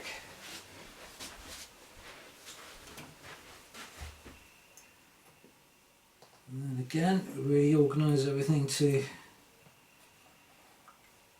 so it's now 4 figures against 4 figures, so it's quite evenly balanced.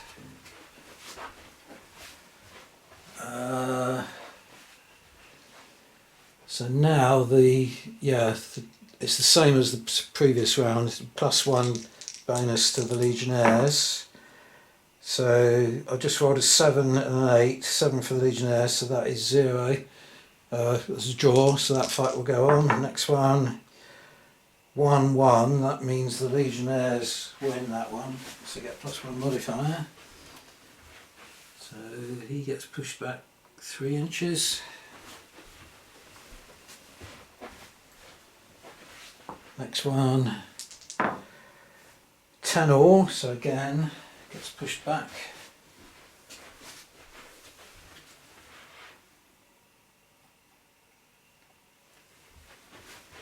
Final one.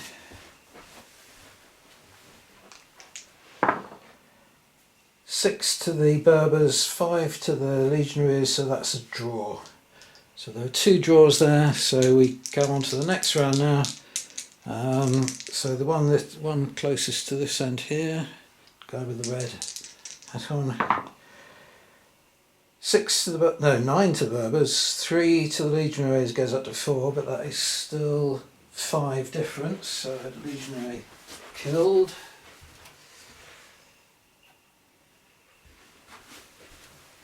And second one, 8 to the Berbers, 1 goes up to 2, so that's another Legionary killed. So very finely balanced. We're back on 2 against 2 now, whereas it's 4 against 4. It looked like the Legionaries were going to win. Okay.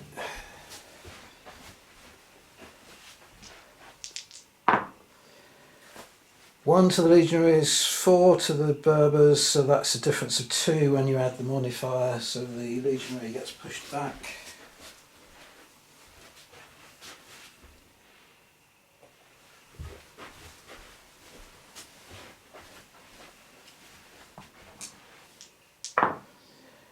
Five all, that means that the legionaries win that with their modifier.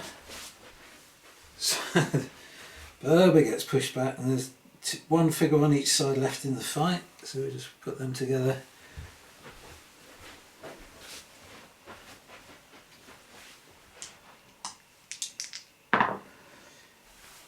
Eight to the legionaries, 7 to the Berbers, so that's a difference of 2 when you put the modifier in. So the legionaries just come out holding the ground with one single figure. So they are entitled to reform, as it were, so I'm going to put them in close order, which they were before. And the Berbers have to take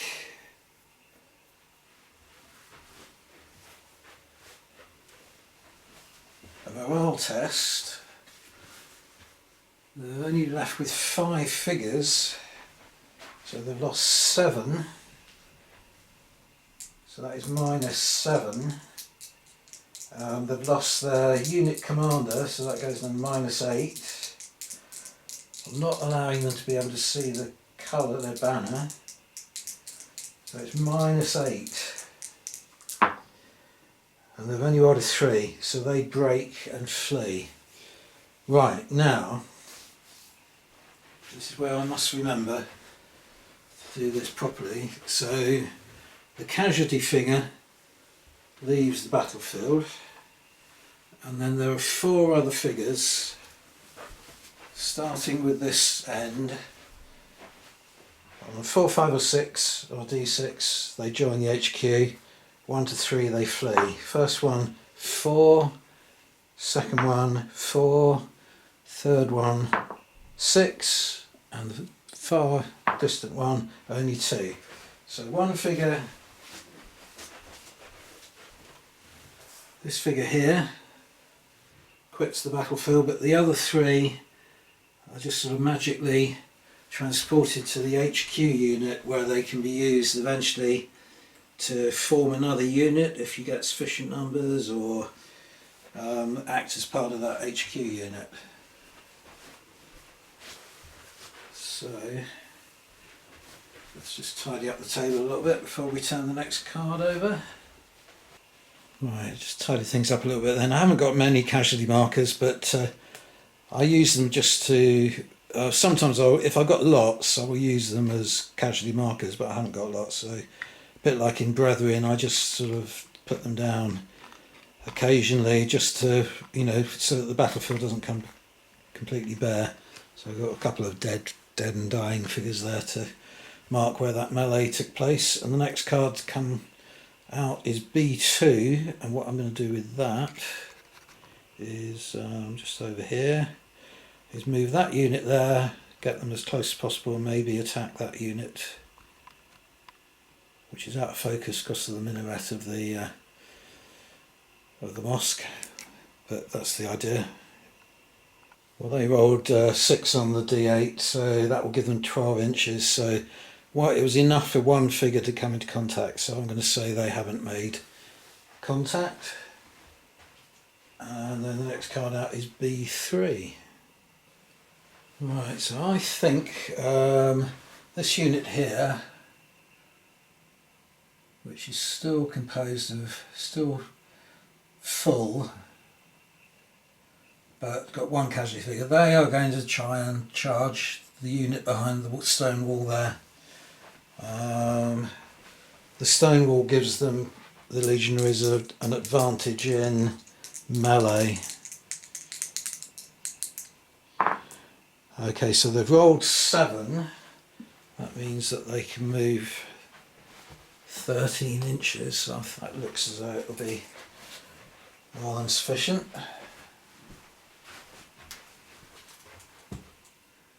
Yep. So I'm going to put them on this side of the wall and treat it a bit like you would in black powder, that if they win the melee they can cross the wall.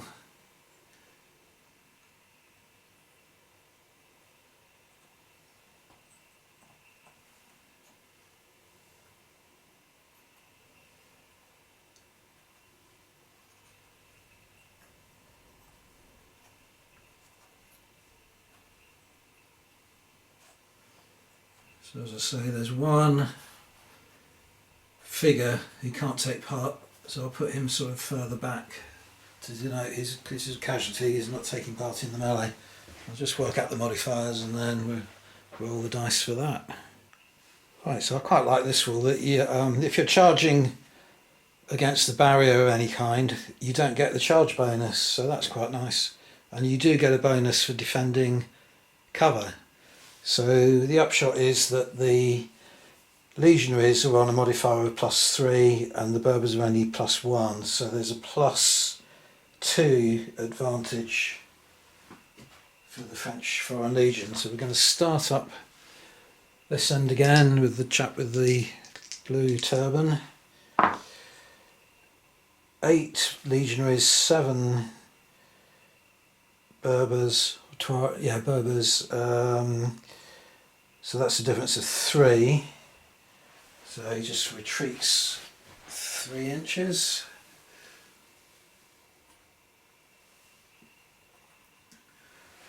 Next one. 10 Berbers, 6 legionaries, so that's a difference of 2 in the opposite direction. So the legionary just retreats 3 inches.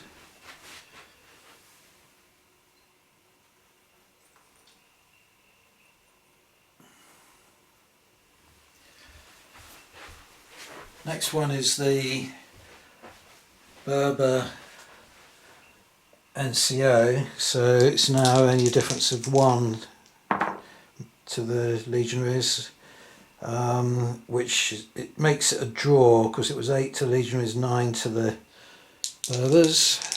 Back to +2 for the next one. 10 to the Berbers, only 2 to the legionaries, so even with +1 modifier, next one along will be killed.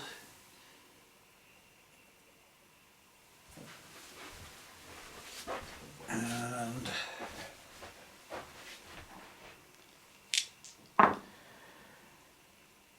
7 to the Berbers, 6 to the legionaries, so that's +1 with the modifiers to the legionaries, so he gets pushed back 3 inches. Then let's put them like this, so you got that sort of 5 against 5.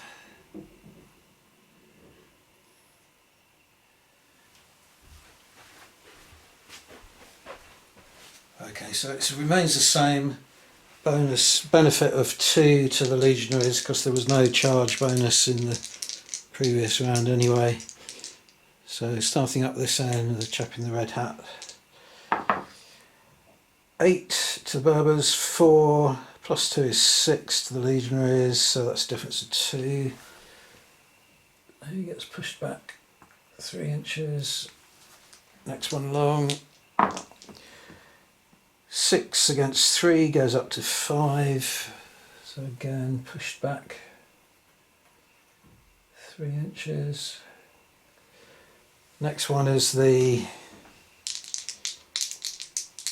NCO, Berber NCO, it's only +1 to the legionaries this time, which is more than sufficient to kill him because the legionaries have just rolled 10.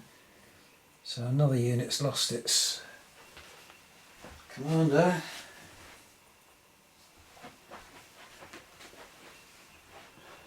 Next one along, 5 to the Berbers, 2 goes up to 4 for the legionaries, so pushed back 3 inches.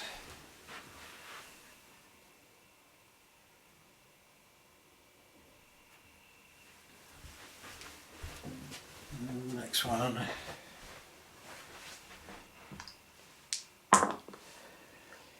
6 to the legionary, 1 to the Berbers, so difference of 7 in total. Kills the Berber.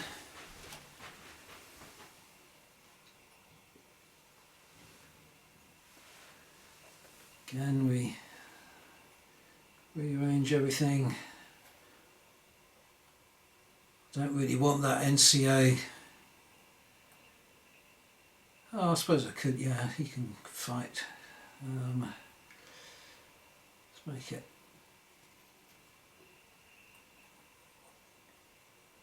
like this.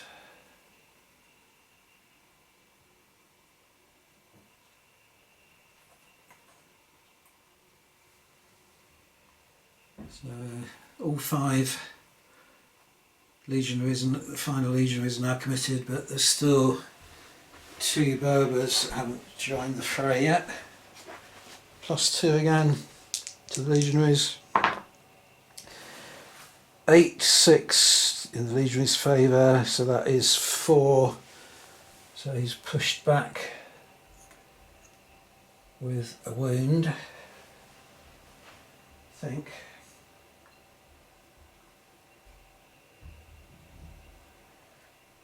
Yeah, wounded and pushed back.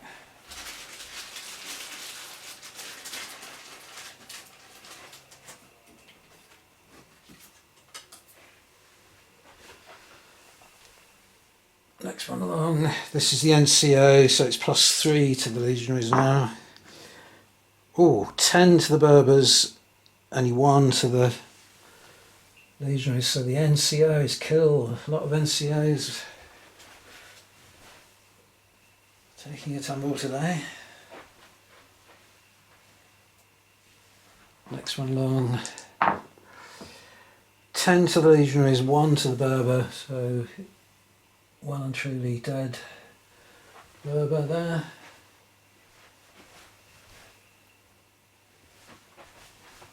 Next one along, 7 to the legionaries, 2 to the Berbers, so that would be a difference of more than 5 again, so another dead Berber.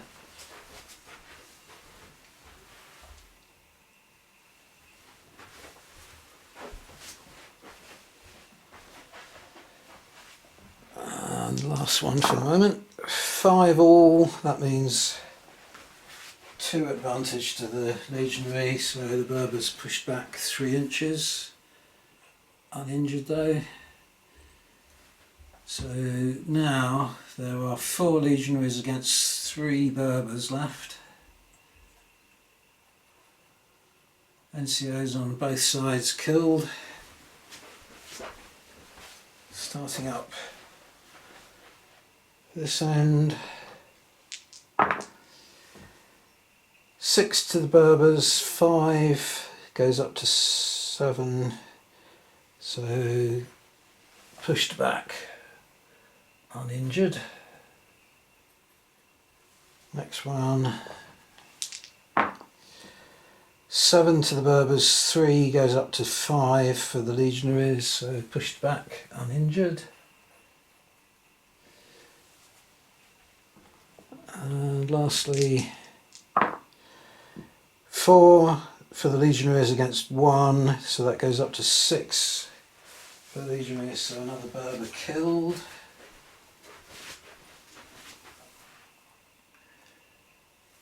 So there's 1 remaining Berber in the fight. Let's line him up with this guy here. So it's 3 against 1 now.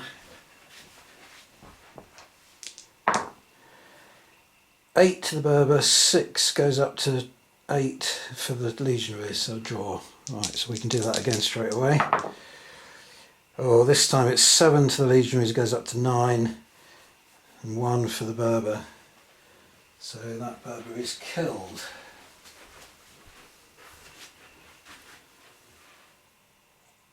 So legionaries came out on top, so they can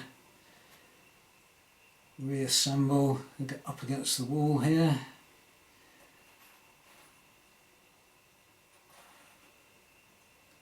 No need to take morale because they won the melee, but the Berbers will have to take morale, and they are down to 1, 2, 3. which one's wounded? That one. 1, 2, 3, 4, 5, 6. So they have lost 6 figures. So that is -6 to begin with. They've lost their unit commander, so that's -7. In this case, I think I will allow them to be able to see the banner, so a bit closer to it. So that goes back to -6. That's all. So I roll 2d6. I roll 10, so that goes down to 4. So they are fine. They carry on. They're not broken or anything. So I'll just reorganise them so that they look like an open warband, but very depleted. Okay, so that was that. Next card, B3 again. Right, this group here going to make 3 moves around this way in that direction. So they can roll 2d8s, add 6 inches to it. They've rolled 11, so that means they're moving 17 inches. Gets them quite a long way off the camera, I would think. Let's have a look. Yeah, just off the camera there.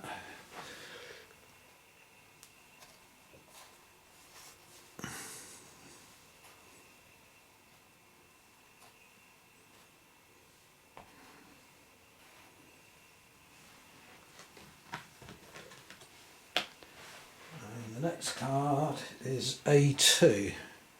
Now, if memory serves me correctly, when that melee took place there, the legionaries didn't use closing fire. I can't. Yeah, it was only a couple of minutes ago. That's my. I just cannot remember. So, had they used closing fire, I've just drawn A2. Had they used closing fire, I would have had to put that card down against them. I don't think they did. So instead, I'm going to put the card down against them, but this time aim and then fire at the remaining Berbers. And because they're down to half strength, any kill will force them to take a morale check again. So there are 1, 2, 3, 4, 5, 6, 7, 8 rifles.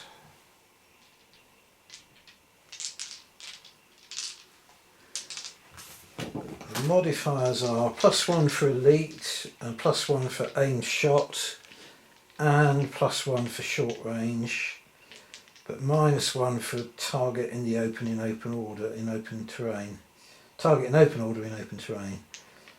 So that is 1, 2, 3, +2 altogether.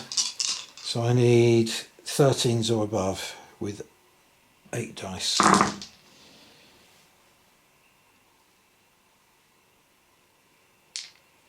Right, we've got 5 results. 13 goes up to 15. 17 goes up to 19, so that will be a kill. So it's going to force the morale. 17 goes up to 19. 16 goes up to 18. So that's a recoil. 19 goes up to 21, so that's 3 kills.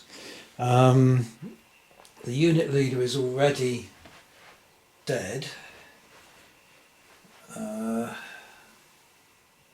we'll take 3 of the healthy ones off the table. 1 casualty has to go on a non-injured figure, and there's only 1, so it's obvious where the last casualty has to go, and then they recoil 1 inch as well. And definitely a morale check. Sorry, you can see that, there we go. Definitely a morale check. So they've now lost 9 figures, that's -9. No unit commander is -10. And they can see the flag, so it goes back to -9. So they're not likely to survive this, I think. They've rolled 7. that's taken down to -2. There are no, all the figures left are injured, so they don't have the option of joining. You don't have to roll to see if they join the HQ, they just come off the table. So that was good strategy, having that little almost 45 position in the centre of the table. Good idea. So I'll just tidy the table up a little bit before I draw the next card. Next card is B1, so I'm just going to try and make one rally on there. D6, I rolled a 1, so I fail. Next card is A3. This is the only French Foreign Legion unit left to activate, so I'm going to move them 3 times towards the rear. They rolled 2d6 and add 6 inches to it. They've only rolled 3, so that's 9 inches, so they're going to move 9 inches back. So there they are. And then I drew another A card, which I can't use now, and then a B2. Okay, there's a bit of a gap here now. So I'm going to move the headquarters unit 2 moves into this direction. They roll a D8 and they roll an 8, so that means they can move 14 inches this way.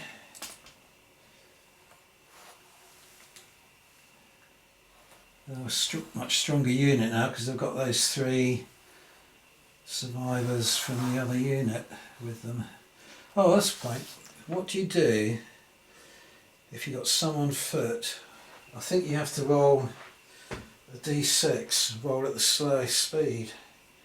So let's roll a d6 instead. I've rolled a 2.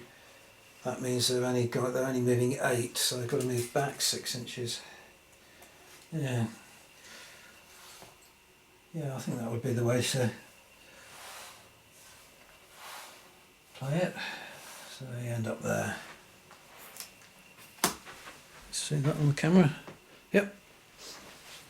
Next card, A1, can't use that. Next card, A1, same. B1.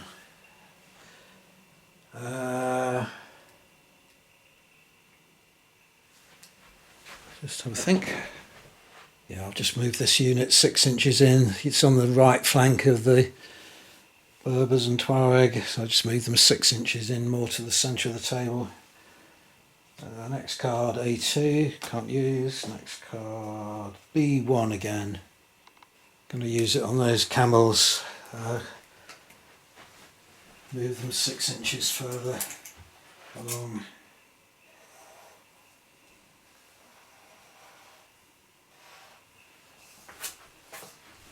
And then the next card, A1. Next card, A3. Next card, A3. Next card, A2. This is with me shuffling like crazy. B2 for the next one. Right. I think what I'll do is move those guys to about there. So 6 inches plus a roll of a d6, and they've rolled 2, so they can move 8 inches. How did that casualty? I think that casualty belonged there.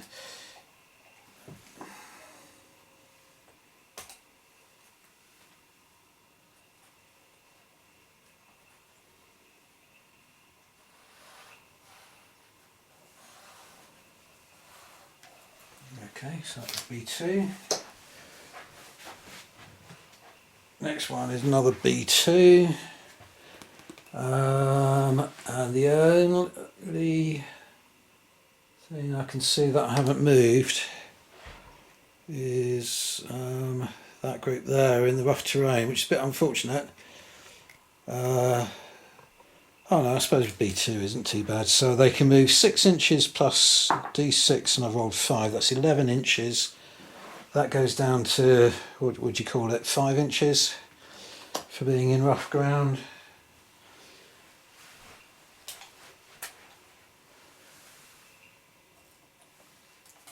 So I think we'll say effectively they're out of the rough ground now.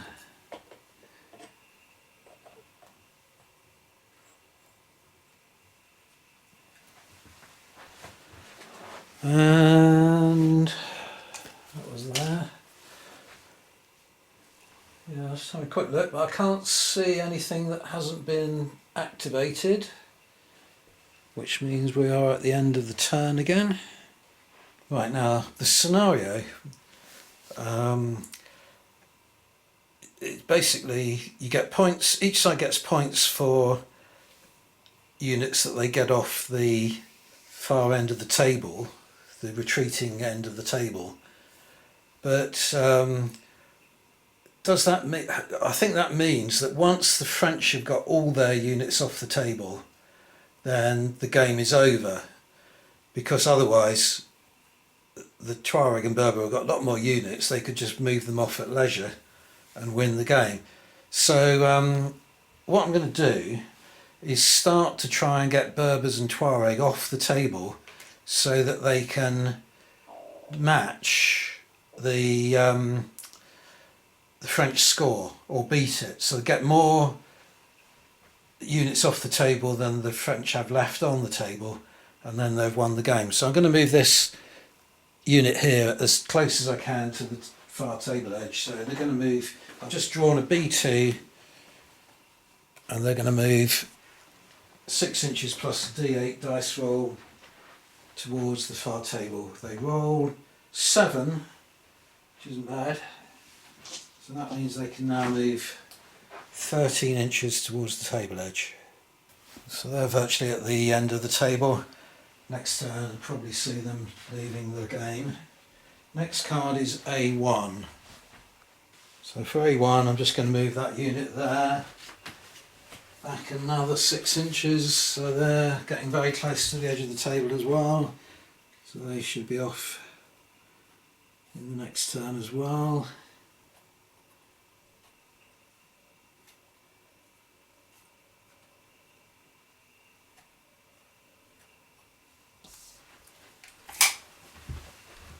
B3 is the next card, so I'm going to throw these Tuareg against the wall again, against that unit. Well, not again, but second attempt to clear the French Foreign Legion from that wall.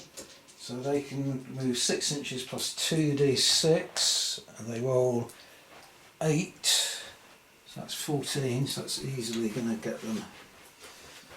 Yeah, easily going to get them. So they have to stop 3 inches in front of the enemy and roll for morale.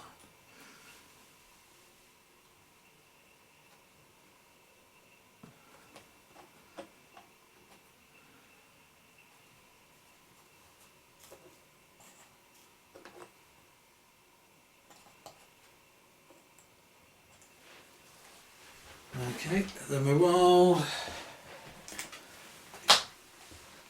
should be pretty good.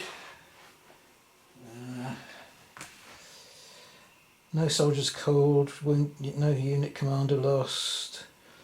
They definitely can see the banner, so that's +1. So let's see what they get. Where's the dice? Okay. They roll 5 + 1 is 6. Yeah. Now this time I will remember to allow the French closing fire if they can pass a morale test. So they are 1, 2, 3, 4, 5, 6, 7, 8. They have lost 2 figures, that's -2. And they've lost their unit commander, so that's -3. And they roll 6, so that's 3.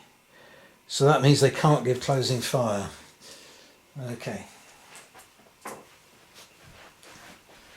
Next we'll move them into contact. 1, 2, 3. It's just 4 in the front rank to begin with. So 4 against 4, just work out the modifiers. I'm quite conscious that my battery is running a little bit low, so I might have to film this game in 2 separate stages, which is a shame, because I would prefer to keep going with it. But anyway, see how long the battery lasts. Okay, the Legionaries have a advantage of 2 modifying points to the dice. So starting up this end with the, well, you can't see him because he's behind the palm tree. Starting up this end anyway. Legionaries roll 8, plus 2 is 10. Tuareg only roll 3, so that is a kill.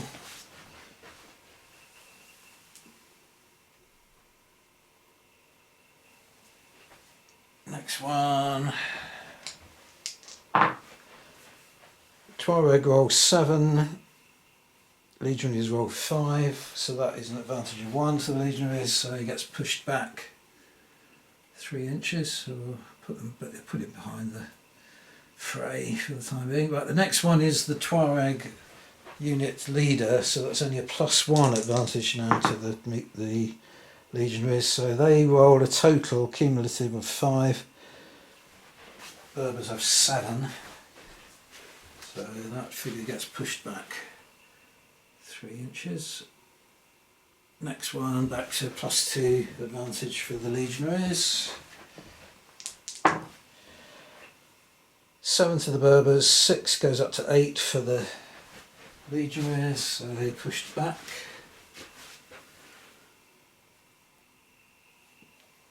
And shuffle things up so that 4 figures fighting against 4 again.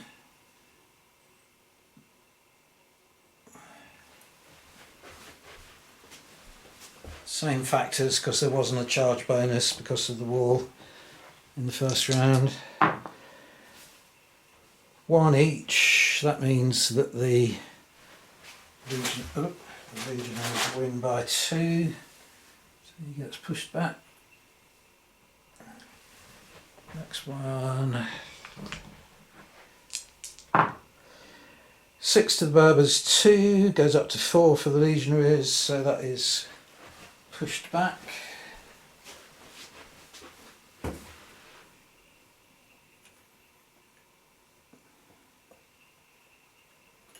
Next one is the NCO, so this is only 1 advantage point to the Legionaries now. 9 against 3 goes up to 4, so that is a kill.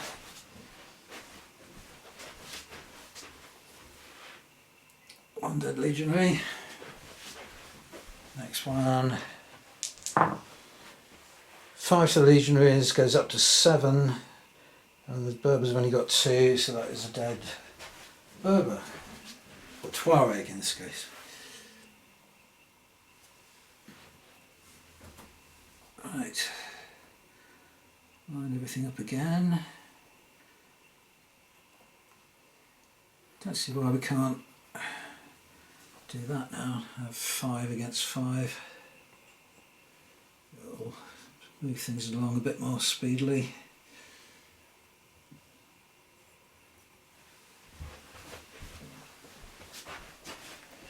First one up at this end. 7 for the Legionary goes up to 9, so that's a difference of 5 because the Berbers only rolled 4.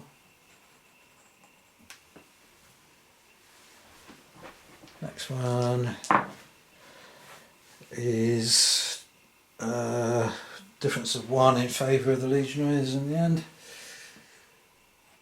Next one involves the Tuareg commander, just remember that, but it's a difference of 6,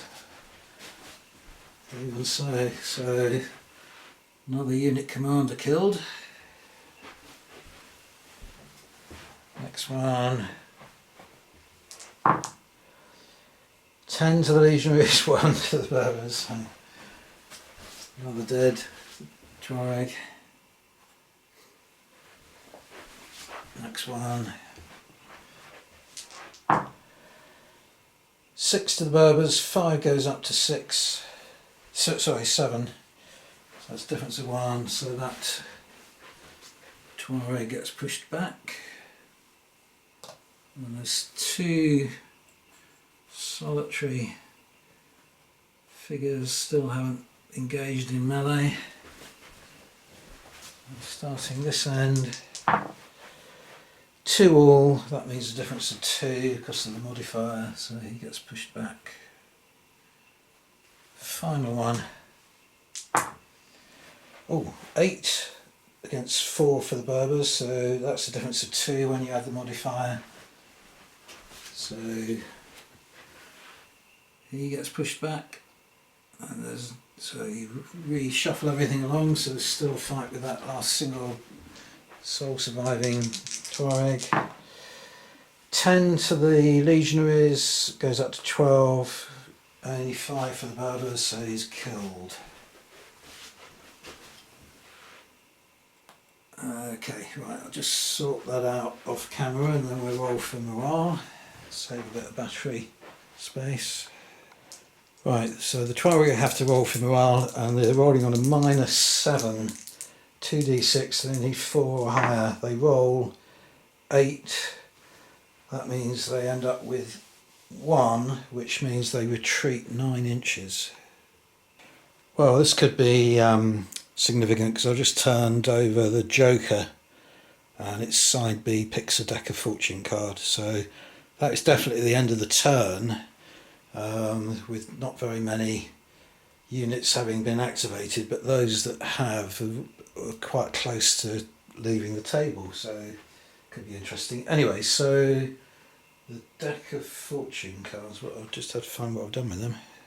Okay, same as before then, I'm just going to turn it over. If it's something that I can't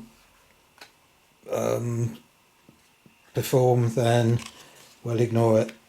So the ground is rock hard, the earth is set like iron beneath the day's heat, and that's appropriate for the desert, North Africa, affording unusually firm going. All movement across clear terrain is to be taken as if upon a track or road. Well, that definitely applies, and that will apply to both sides, and it will make it a lot easier for them to get off the table. Okay, just looked it up, and movement along a road gives you 1 inch additional movement per action. So if you make 3 move actions, you move an additional 3 inches. Turning over the first card of the next turn, and it is a 3.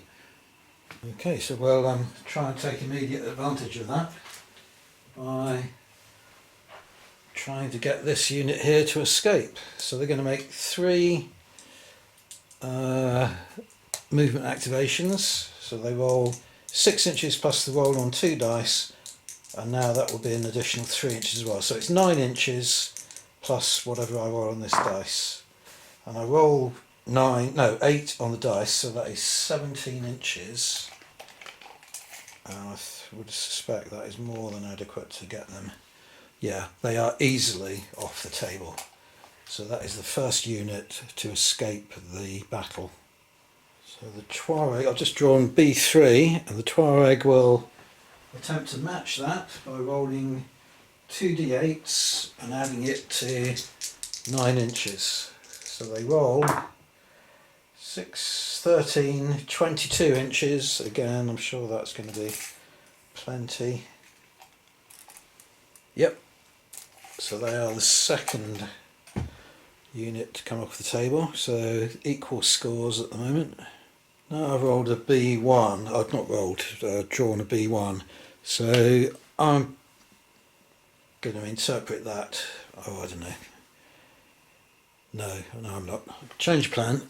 I was going to say I'm going to interpret that as having moved off the table. Most of them are far more than 6 inches away from the table edge, so let me think again. I'm going to use it to try and rally off one of those casualty markers again. So I roll a d6, 4, 5 or 6, and I can take a casualty marker off. Yep, roll a 6. So that's the casualty marker gone.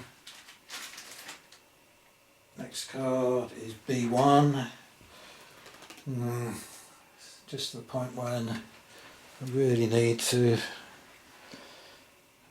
get a sort of lick on with movement.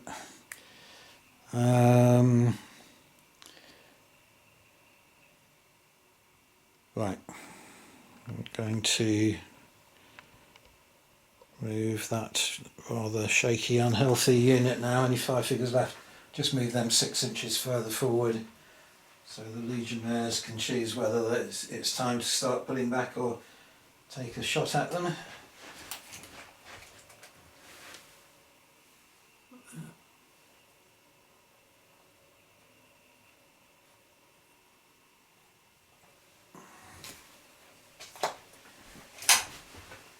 Next card is B3, that's more like it. Let me pause for a moment and try and work out what I want to do.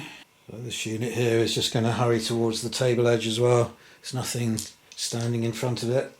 So it's 6 inches plus 3 for the hard road surface, and I roll 10, so that is 19 inches altogether. Now I've drawn B2, so it's 6 inches plus 2 inches. Now that's 8 inches plus 1 D8 is 8. I've rolled an 8, so that's 16 inches, so I'm going to say they're off the table. And I drew a B1, so I just move them 6 inches further. They're not really moving very fast, but they're a very weak unit now, so just trundle along with them. Right, I've just drawn another B1, but I've realised I made a mistake over here when I moved these on a B1, in that they lost their unit commander during all the melee, so they should never really have, they're not allowed to move forward towards the enemy, so I'm going to say they moved back rather than forward for the 6 inches. And then now with this next B1, what I'm going to do is use that action to transfer the second in command to that unit so that they now have a commander again. Yeah, so that's a rule that I had forgotten about that is actually quite a good rule, so it's important to kind of apply them when they turn up. Okay, when the circumstances turn up. B2 for the next one. Yeah,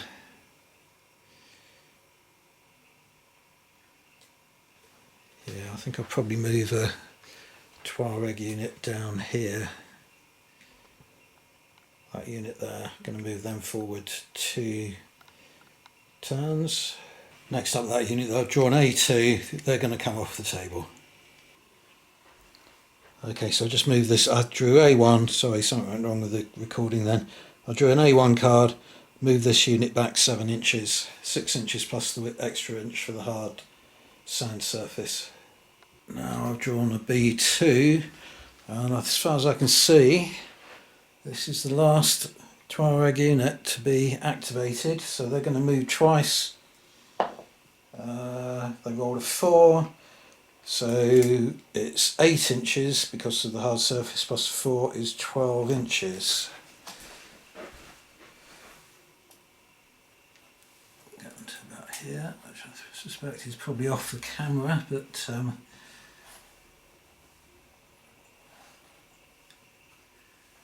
and now, for the first time in the game, if I draw Bs, it'll be irrelevant. So next card I draw is A1.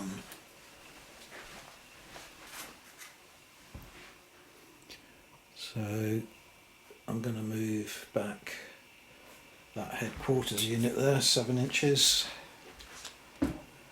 Would normally be 6, I'll just keep reiterating this, but that special circumstance has hardened the ground, so it's like walking or marching on a road now, which gives you a movement bonus of 1 inch per action.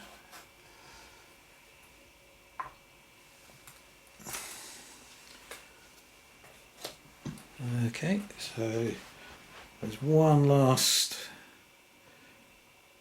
Legionnaire to move, which is that one behind the wall there, so got to keep turning the cards in case a joker comes up. No, it's an A1, so I have to play it on that unit. Yeah, so I'm going to start putting them back now.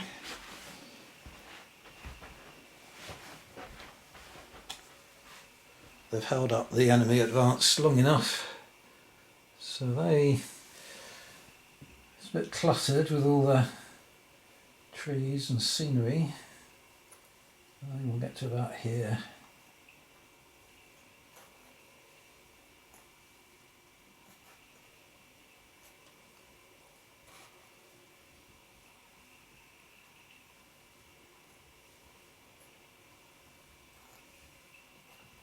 Okay.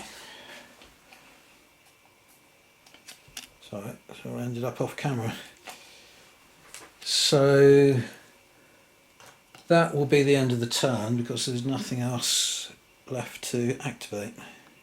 First card on the next turn is B3, and I'm going to move that unit there. Ignore all these guys, these are just figures that have left the table that I'm just putting on the table edge.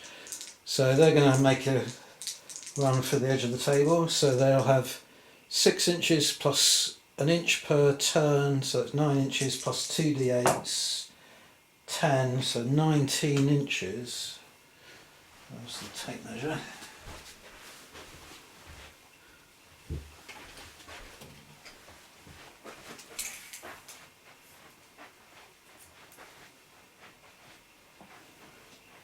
Inches will get them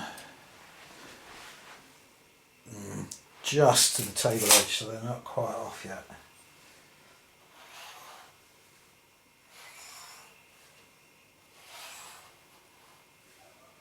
But they will be soon. A3 next. So this unit here is going to make 3 moves towards the table edge. So 6 inches plus an inch per action is 3. 9 inches plus 2d6. Well, total of 6. So that's 15 inches. And again, not quite enough to get them off the table edge, but they're not far from the edge.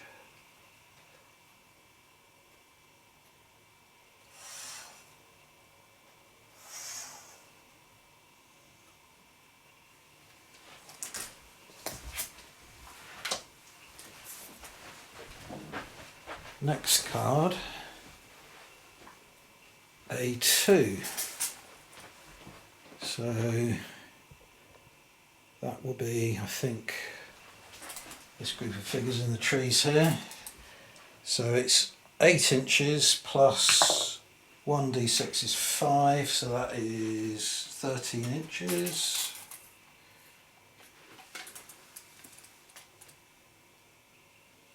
Something about here.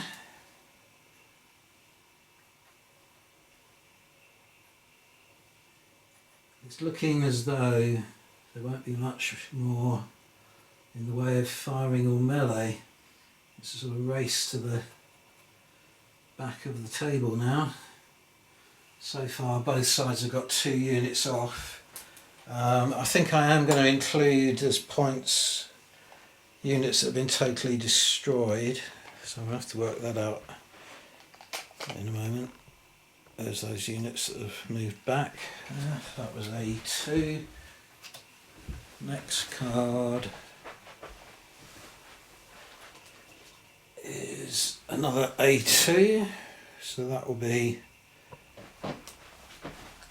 these guys here. So they roll, it's 8 inches plus 3 is 11.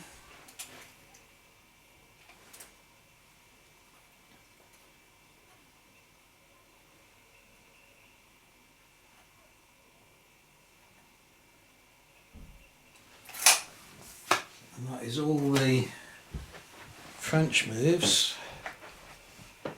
So the Tuareg have got to hope A1, that doesn't apply.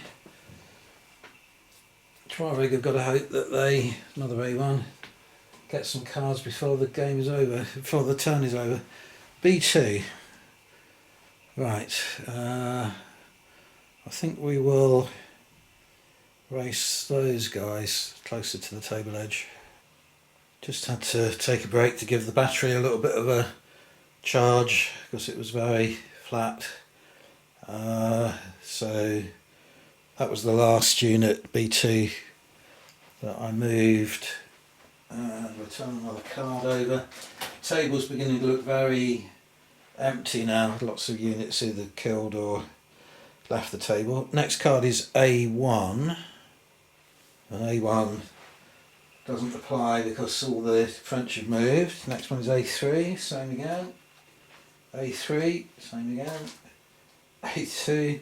It's incredible how many A's come up in a row. Oh, here we go. B1. Let me just think about this. Right, this unit here can now move forward again because it's got a commander with it again, courtesy of the HQ unit. So,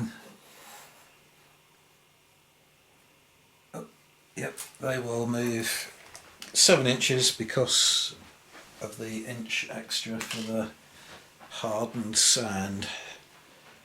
Next card A2, next card B3. Right, let's see what we can do with that. Right, those camels are going to race forward. They're a long way. They've got over half the table length to go, but you never know what's going to happen. Game might go on quite a while, or it might end quite swiftly. So they get 6 inches plus 3 inches for an inch per action hardened sand. That's 9 inches plus the result of 2d8s, which is another 9 inches. So they're going to move forward 18 inches. So there they are, just progressing through the buildings. The nearest French unit is about a foot ahead of them. Next relevant card is B2. So I'm going to move this group of Tuareg here.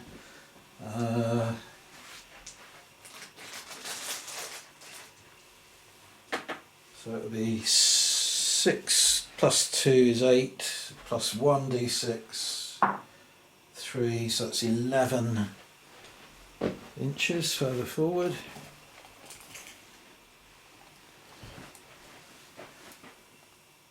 Take them to about here, I reckon.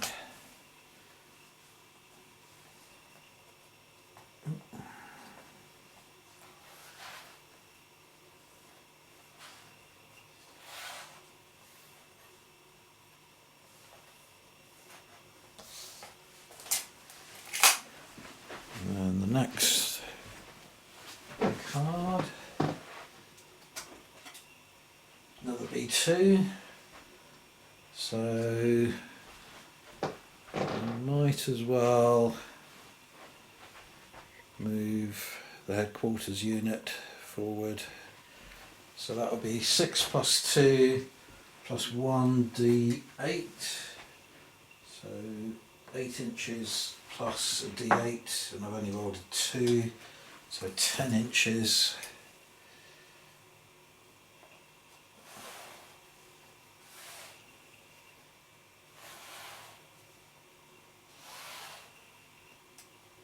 Oh, no, because I got the foot, I did that last time as well, didn't I? So 8 plus d6, this time it's 12, so 14 inches, so right, we'll leave it at that.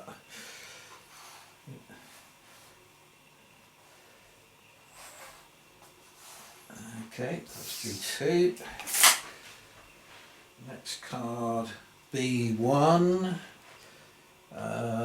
So I can only see one more unit that hasn't been activated yet, and that's right over the other side of the table, just there. So I cut off the recording then, I think. So I've just drawn B1, and this is the last unit to move, so they can move 7 inches in this direction here.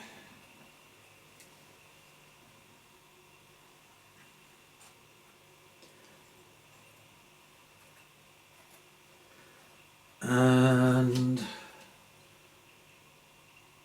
yeah, I don't think there's anything else to move, so that is the end of that turn.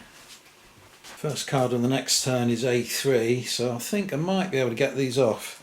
if I'm lucky. So it'll be 9 inches plus 2d6, and I've rolled 8, so that is 17 inches,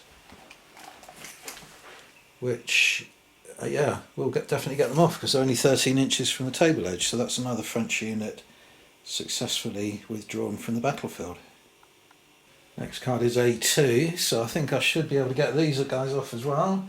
So it'd be 8 inches plus d6. Oh, only one, but I think 9 inches will do it. Let's measure it again. Yep, easily. So only one more unit of French left on the table, which is those guys there. The next card out is B3, so I think I'm going to see how far I can get these camels moving. So it'll be 9 inches plus 2d8s. I've rolled 8 on the total of 8 on the 2d8s. So that's 17 inches. It'll take them to about a foot within the table edge. So depending on how many more turns there are, they may or may not get off.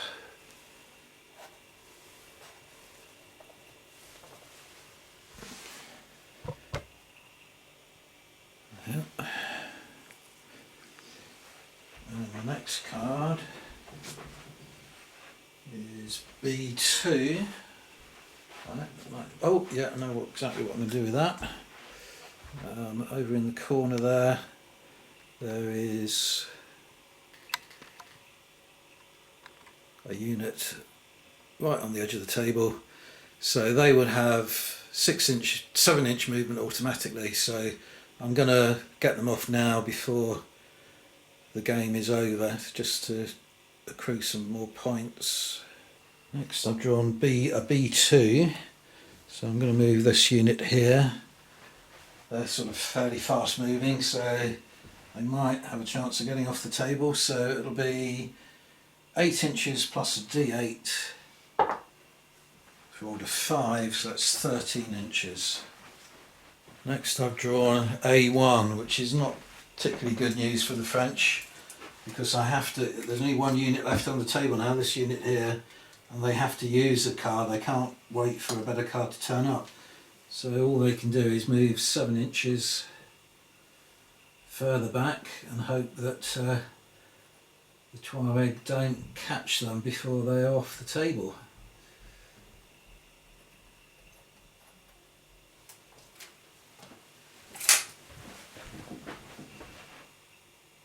Draw the next card. Another A1, so now that can't be used. Next card, B1. I think I should move this unit over on the right here.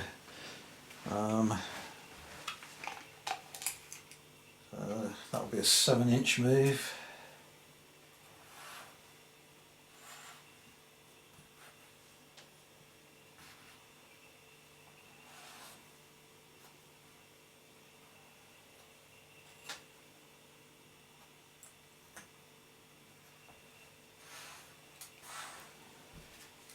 Draw another card.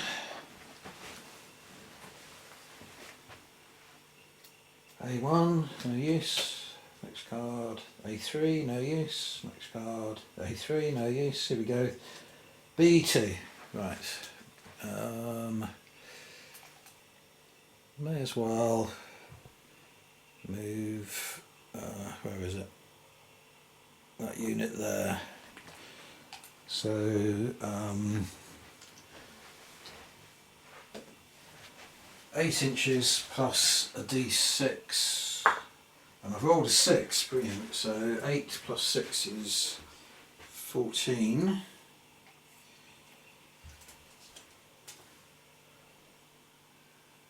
It's not what the French want to see. I'll try and move as quickly as possible, and for the Tuaregs and Berbers to get lots of low cards. And then low dice rolls with them as well.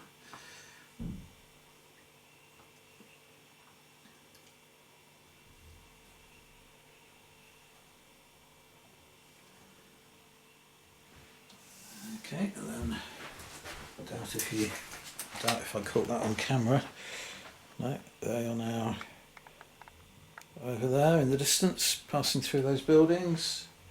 Next card is A2 as well, so we'll follow them up with the HQ unit, so that will be 8 inches plus a D8. Oh, I've rolled an 8, so that's 16 inches. So they're going to get to about where these body markers are, so I'll just move those out of the way.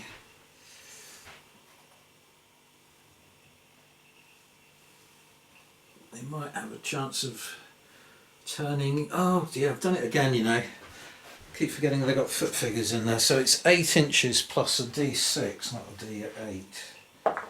Right, I've only rolled 2, so it's 10 inches. So move them back 4 inches.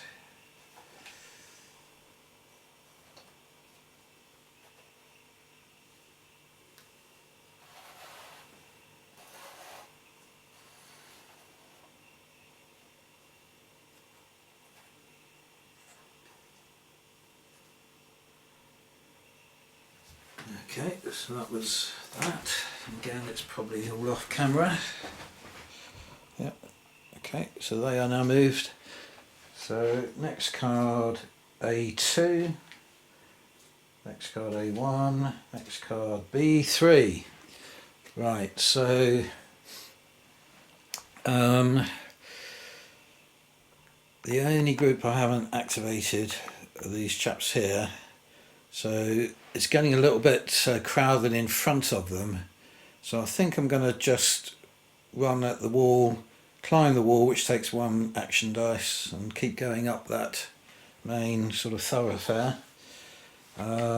So it'll be 9 inches plus 2d6.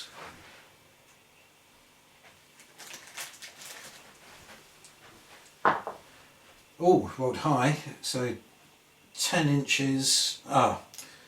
Yeah, hang on. Right, so I've got to spend one of those dice.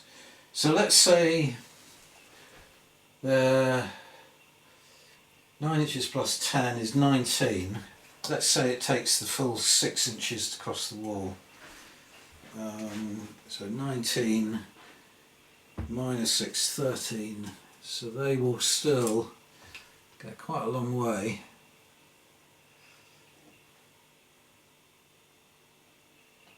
Over the wall. Now there's another wall that I remember having read, and I've never had to apply it yet, so let's do that now.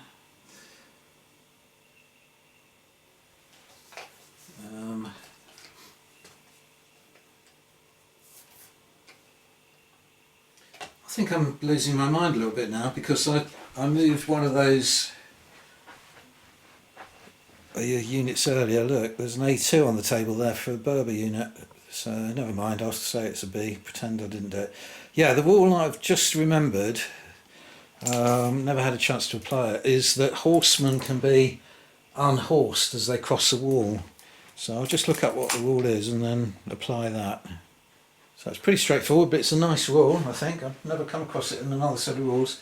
You roll a d6. If he rolls a 6, then he stops on the other side of the wall, and then you roll another d6, and if he rolls a 6 again, he's taken a casualty. So I'm rolling the dice, and he's rolled a 5. So he can make his full move, whatever that was. I'll put him in with the mix of the other figures there. Okay, I'm beginning to lose it a bit with that A2. I don't know how I did that. Can't tell the difference between A and B. Right, next card, B1. Oh, actually, there's nothing left to activate, so that is the end of that turn. Unfortunately for the French, the first card out the next turn is A1, which means all they can do is a 7-inch move that way, which means there's still one more turn, I would say, to get them off the table.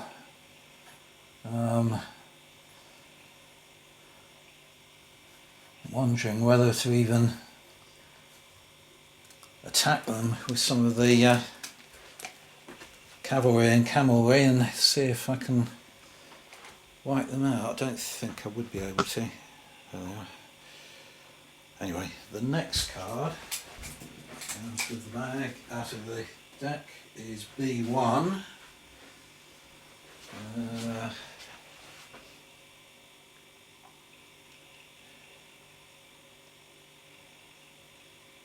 So something that's unlikely to catch up with them.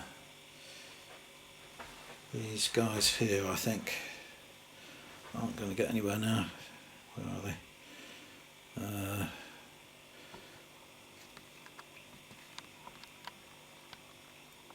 These chaps here, you can just see them behind the building, so they're going to move 7 inches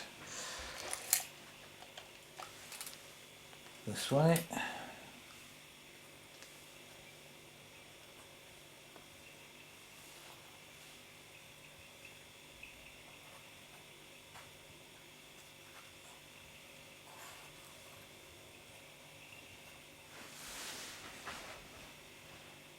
Yeah. Next card, B3. Right, just going to have a brief think about this. That group of horsemen over there are going to use the B3 card to try and contact that group and fight with them. If we can force them to break, lose melee, lose morale test, then the Berbers will get a point for breaking a unit. So it's 9 inches of movement plus 2 d8s,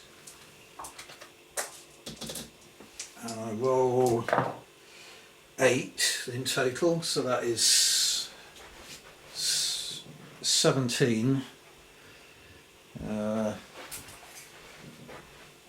17 inches, which doesn't look as though it's going to be enough to me. No, nowhere near enough. But that might pay off in the next turn if the Berbers get the first activation, and they might be able to still do that. Show you on camera.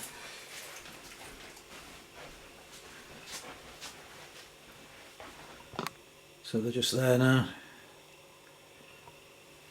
So that was B3.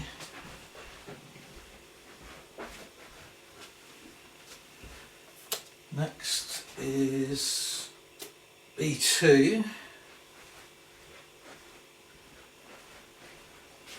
So we'll move. Where are they? That group there, forward. So 8 inches plus a d6, because they're predominantly, well, there are foot figures in there. So 8 inches plus 3 is 11.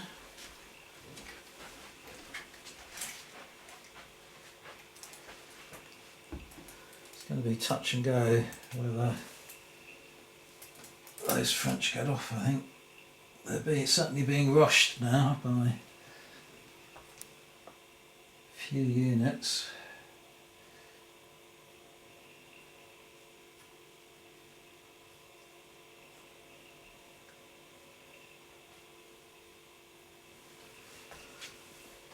That's B2. Just that. Next card out. A2, can't use it. Next card out. B2, have to use it on something, so we'll use it on, where are they? That group there, and this time I will remember that they've got foot figures in with them, so it's 8 inches plus a d6. I roll 4. So that's 12 inches. They are going to do a little bit of a turn, curve around and go more down the centre of the table, I think.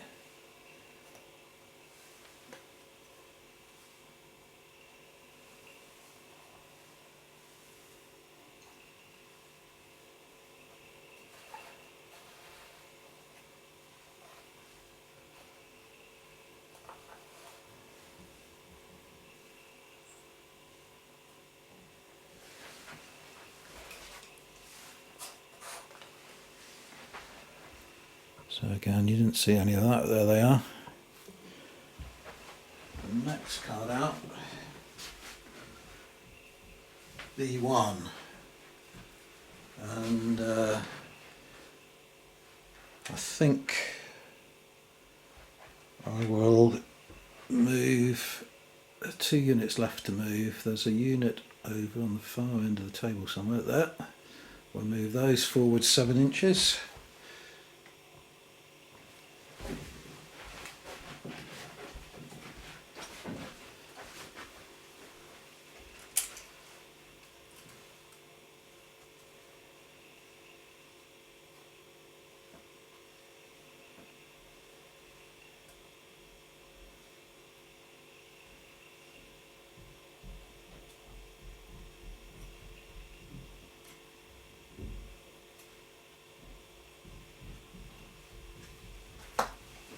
Next card, A1, can't use it. Next card, B1, have to use it on the final unit that hasn't been activated, which is the Castaway.